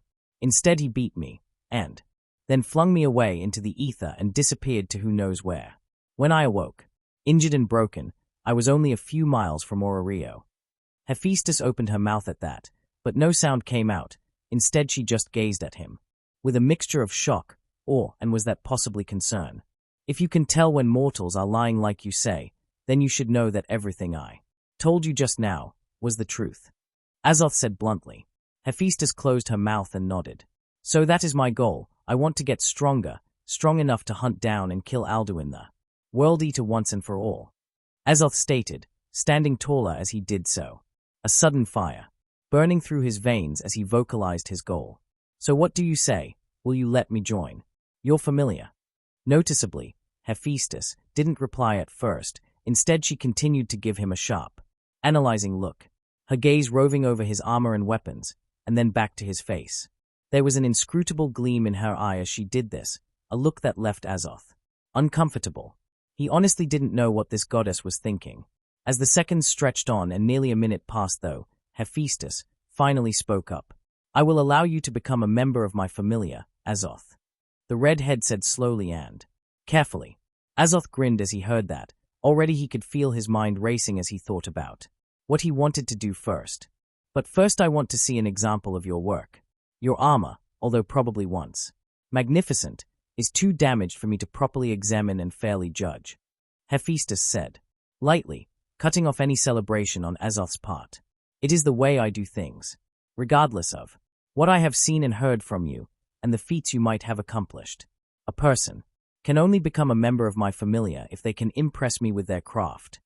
Azoth, instead of being offended or irritated, just shrugged and grinned. After talking with MIA, he had expected this much.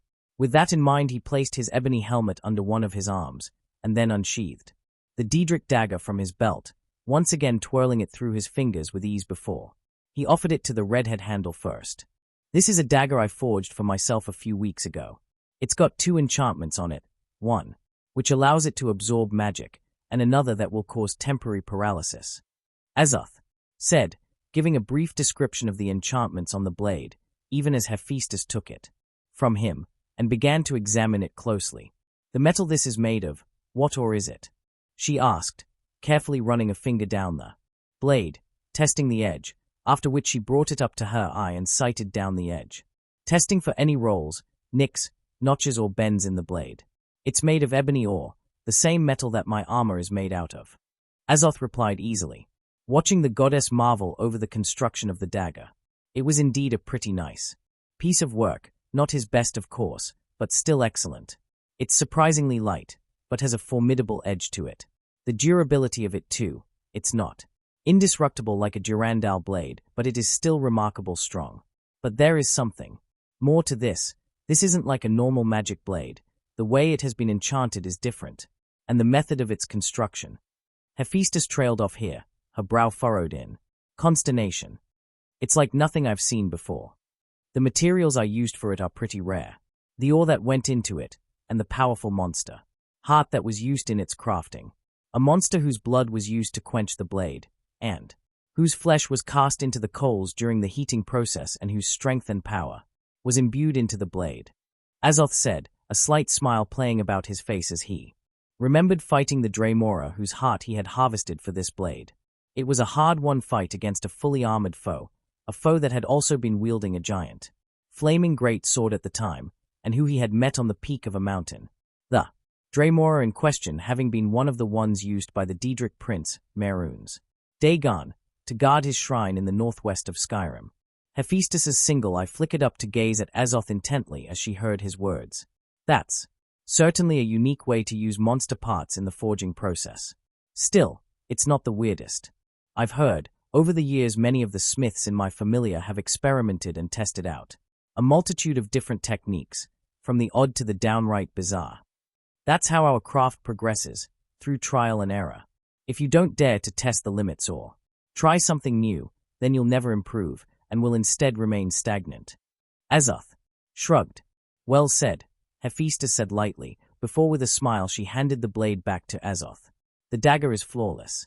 If you still wish to, I would be happy to have you as a member of my familia. Brilliant. Azoth grinned, his violet eyes gleaming with anticipation as he sheathed his dagger.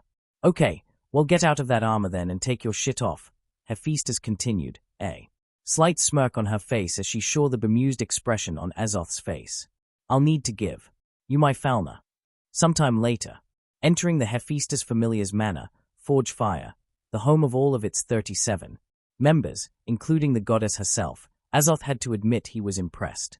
The manor house was large and incredibly grand, certainly worthy of a familia that was apparently as wealthy and influential as the Hephaestus familiar was, with the manor house noticeably having a set of bronze-gated, stone walls surrounding the manor's gardens. The familiar's emblem of two hammers crossed over a volcano proudly displayed over both the gates to the compound and over the front door of the manor itself. Using the bronze key Hephaestus had given him and her instructions for where their home was, Azoth unlocked the gate and entered the compound, his gaze moving this way and that, as he walked through the immaculately kept gardens and the beautiful fountains and statues that decorated it, even as he followed the main pathway up to where the manor's front doors were. Usually, according to Hephaestus, a member of a new familiar would be shown around by another member of the familiar, or by the goddess herself. Unfortunately, though, for Azoth, the Hephaestus familiar was a bit different than most.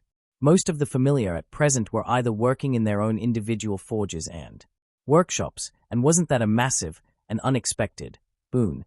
He now had his own private workshop or forge, that or they were working in one of the shops that the familiar owned, either on the 4th or 8th floor of the Tower of Babel, or finally, they were in the dungeon, either in groups or as members of other parties, searching around for more materials or to grind extalia to increase their levels. And wasn't that a weird concept that did not quite understand yet? Shaking his head at that, Azoth continued up to the front doors and opened them, a smile on his face as he looked around. The place was probably larger than Dragon Reach, the holds. Keep back in Whiterun. Quickly entering the manor's majestic entrance hall, Azoth continued to look around in wonder, eyeing up the many weapons and examples of the different members' skills that had been placed on the walls as decoration as he did so. Personally speaking, he didn't like the idea of the weapons he had crafted being left to gather dust. That said, though, he would admit that he could at least understand the desire to display an example of your work for all to see, even if the things he crafted he either used until they were destroyed or sold on. It was a point of pride. As he thought that, Azoth paused and began to inspect some of the weapons on the walls. Deep down he knew he was being a little bit hypocritical in his thinking. After all, back in his room in Jorvarska, and in his house, Breeze home, he had a multitude of weapons, armor and different books and knickknacks he had picked up during the course of his adventuring, all of which was gathering dust. On top of that he had a place in Riften and in Windhelm too, both of which were also filled with clutter. Shaking his head at that, Azoth tore his gaze away from a massive and impressively crafted double-bladed battle axe, one which had apparently been crafted by someone called Tsubaki Colbrand, and instead began to ascend the grand staircase. It was time to find his room, get off his armor and settle in. Hephaestus, after giving him his falna and giving him the key and instructions to where the manor was, had then just told him to take any of the unused rooms, all of which would be unlocked, and just make himself comfortable until she returned. After that, and later in the evening after the stores had been closed, she had said that she would call for a feast and have all of the available members of the familiar gather so they could meet him and welcome him properly into the familiar. On top of that, she had also said that she would show him to his personal forge and introduce him to the member of the familiar that would be showing him the ropes of Orario, and who would take him to the guild to get him both register a guild advisor so that he could start venturing down into the depths of the dungeon, a necessary bit of bureaucracy that he would have to bear with. Azoth smiled at that. He suspected that there was a lot more that Hephaestus wanted to say to him. After all, he had seen the look on her face after she had given him her falna and read his status. She had pretty much said as much after reading it, her one visible eye having gone wide and her mouth slack as she had done so. In fact, she had said that she would discuss his status with him after the feast tonight, and would talk with him about the duties, responsibilities, and perks he would have now that he was a member of her familia. Azoth let out a light chuckle at that, ascending the staircase as he did so. This was certainly going to be a new and novel experience, and one he was very much looking forward to. Back in the Tower of Babel, with Hephaestus sitting down beside her forge, her previous work completely forgotten for the moment, Hephaestus, the goddess of smithing, couldn't help but stare down at the piece of paper in front of her in both shock and wonder, her hands shaking slightly as she ran her eye over what was written on the piece of paper in front of her. She had known that Azoth was strong. The elf had just had that kind of aura, and judging by What little she had seen of his weapons and the remnants of his armor, she had also known. He was both a skilled blacksmith and an experienced warrior. That much had all been obvious. From a glance, any god or goddess worth their salt would have been able to tell. Plus, the mere fact that he had managed to not only fight the last of the great beasts, the one-eyed black dragon, Alduin, and survived, was evidence enough of his strength. Though, she had to admit that even now she still had trouble believing him, such was the enormity of the feat, even though she had both heard and felt the truth in his words. Still, despite all of that, she had never expected his status or level to be this high. Reaching up, she absent-mindedly scratched at the skin under her eye patch, even as she read Azoth's status off of the page once again. Azoth, a level 6. Strength, A807. Endurance, S999. Dexterity, C615. Agility, C632. Magic, E467. Skills.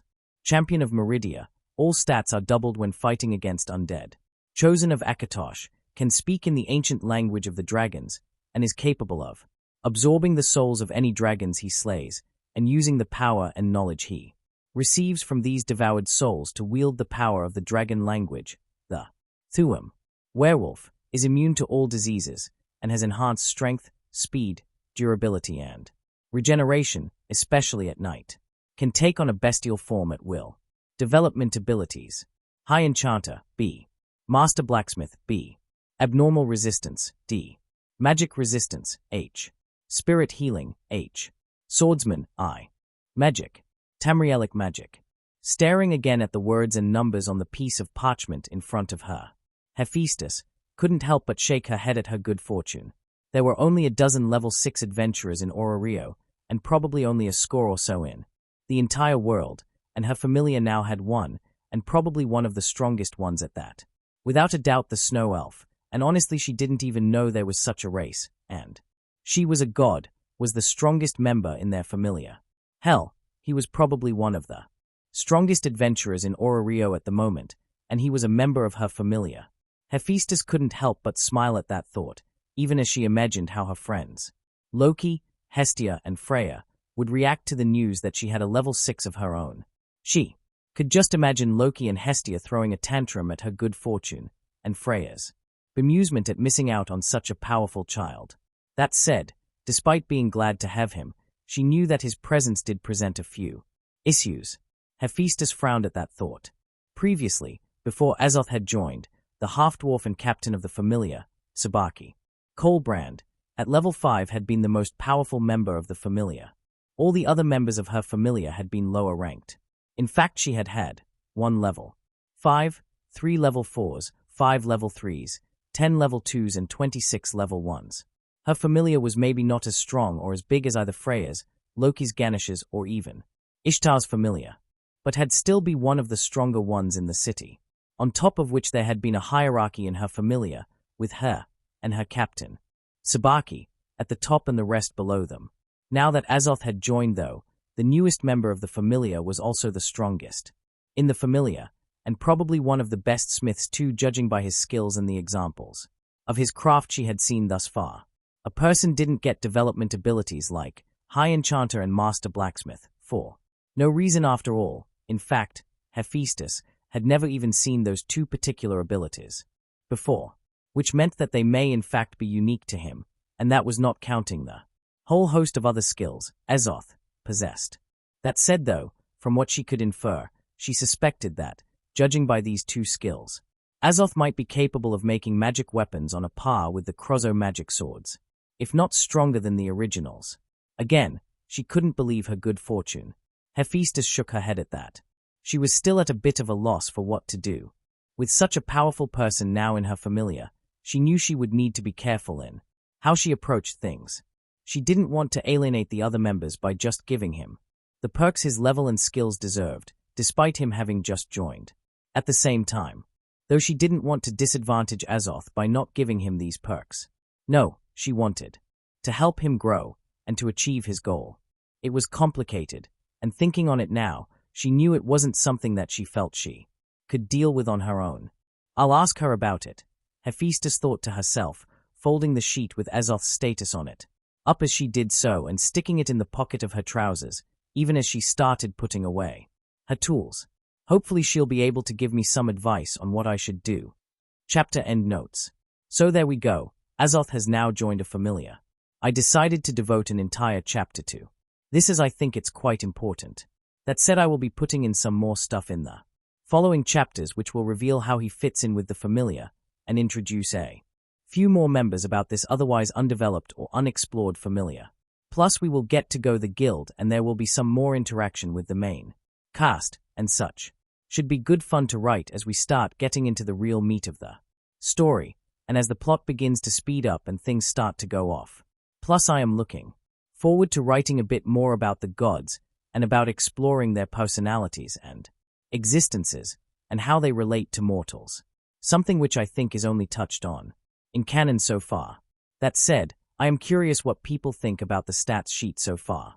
Not about the stats or level so much as I have already decided and finalized that, basing it off a crude decision to compare 10 levels in Skyrim to 1 level in Danmachi, which going off of the fact that the character I am thinking of is level 6.4, means that he is a level 6.4 in Danmachi. Again, this is crude and is just in my own mind as I work things out, but is what I've decided on as it makes sense to me, especially as it fits his strength, but leaves room for development and progression. No, the thing I am curious about is his skills and whether the descriptions I've given are suitable or whether I could beef them up a bit. Additionally, for those tuning in, being a champion of Meridia means that he did indeed have a godly blessing, even if it is not a Falna. So like I said last chapter, that means he doesn't start as a level 1 with 0 on all of his stats. The next part is on its way, so unless you want to be that one person who hears about it last, like and subscribe now to stay ahead of the game. Trust me, you won't want to miss what happens next. It's about to get epic. Thanks for listening. Catch you in the next chapter.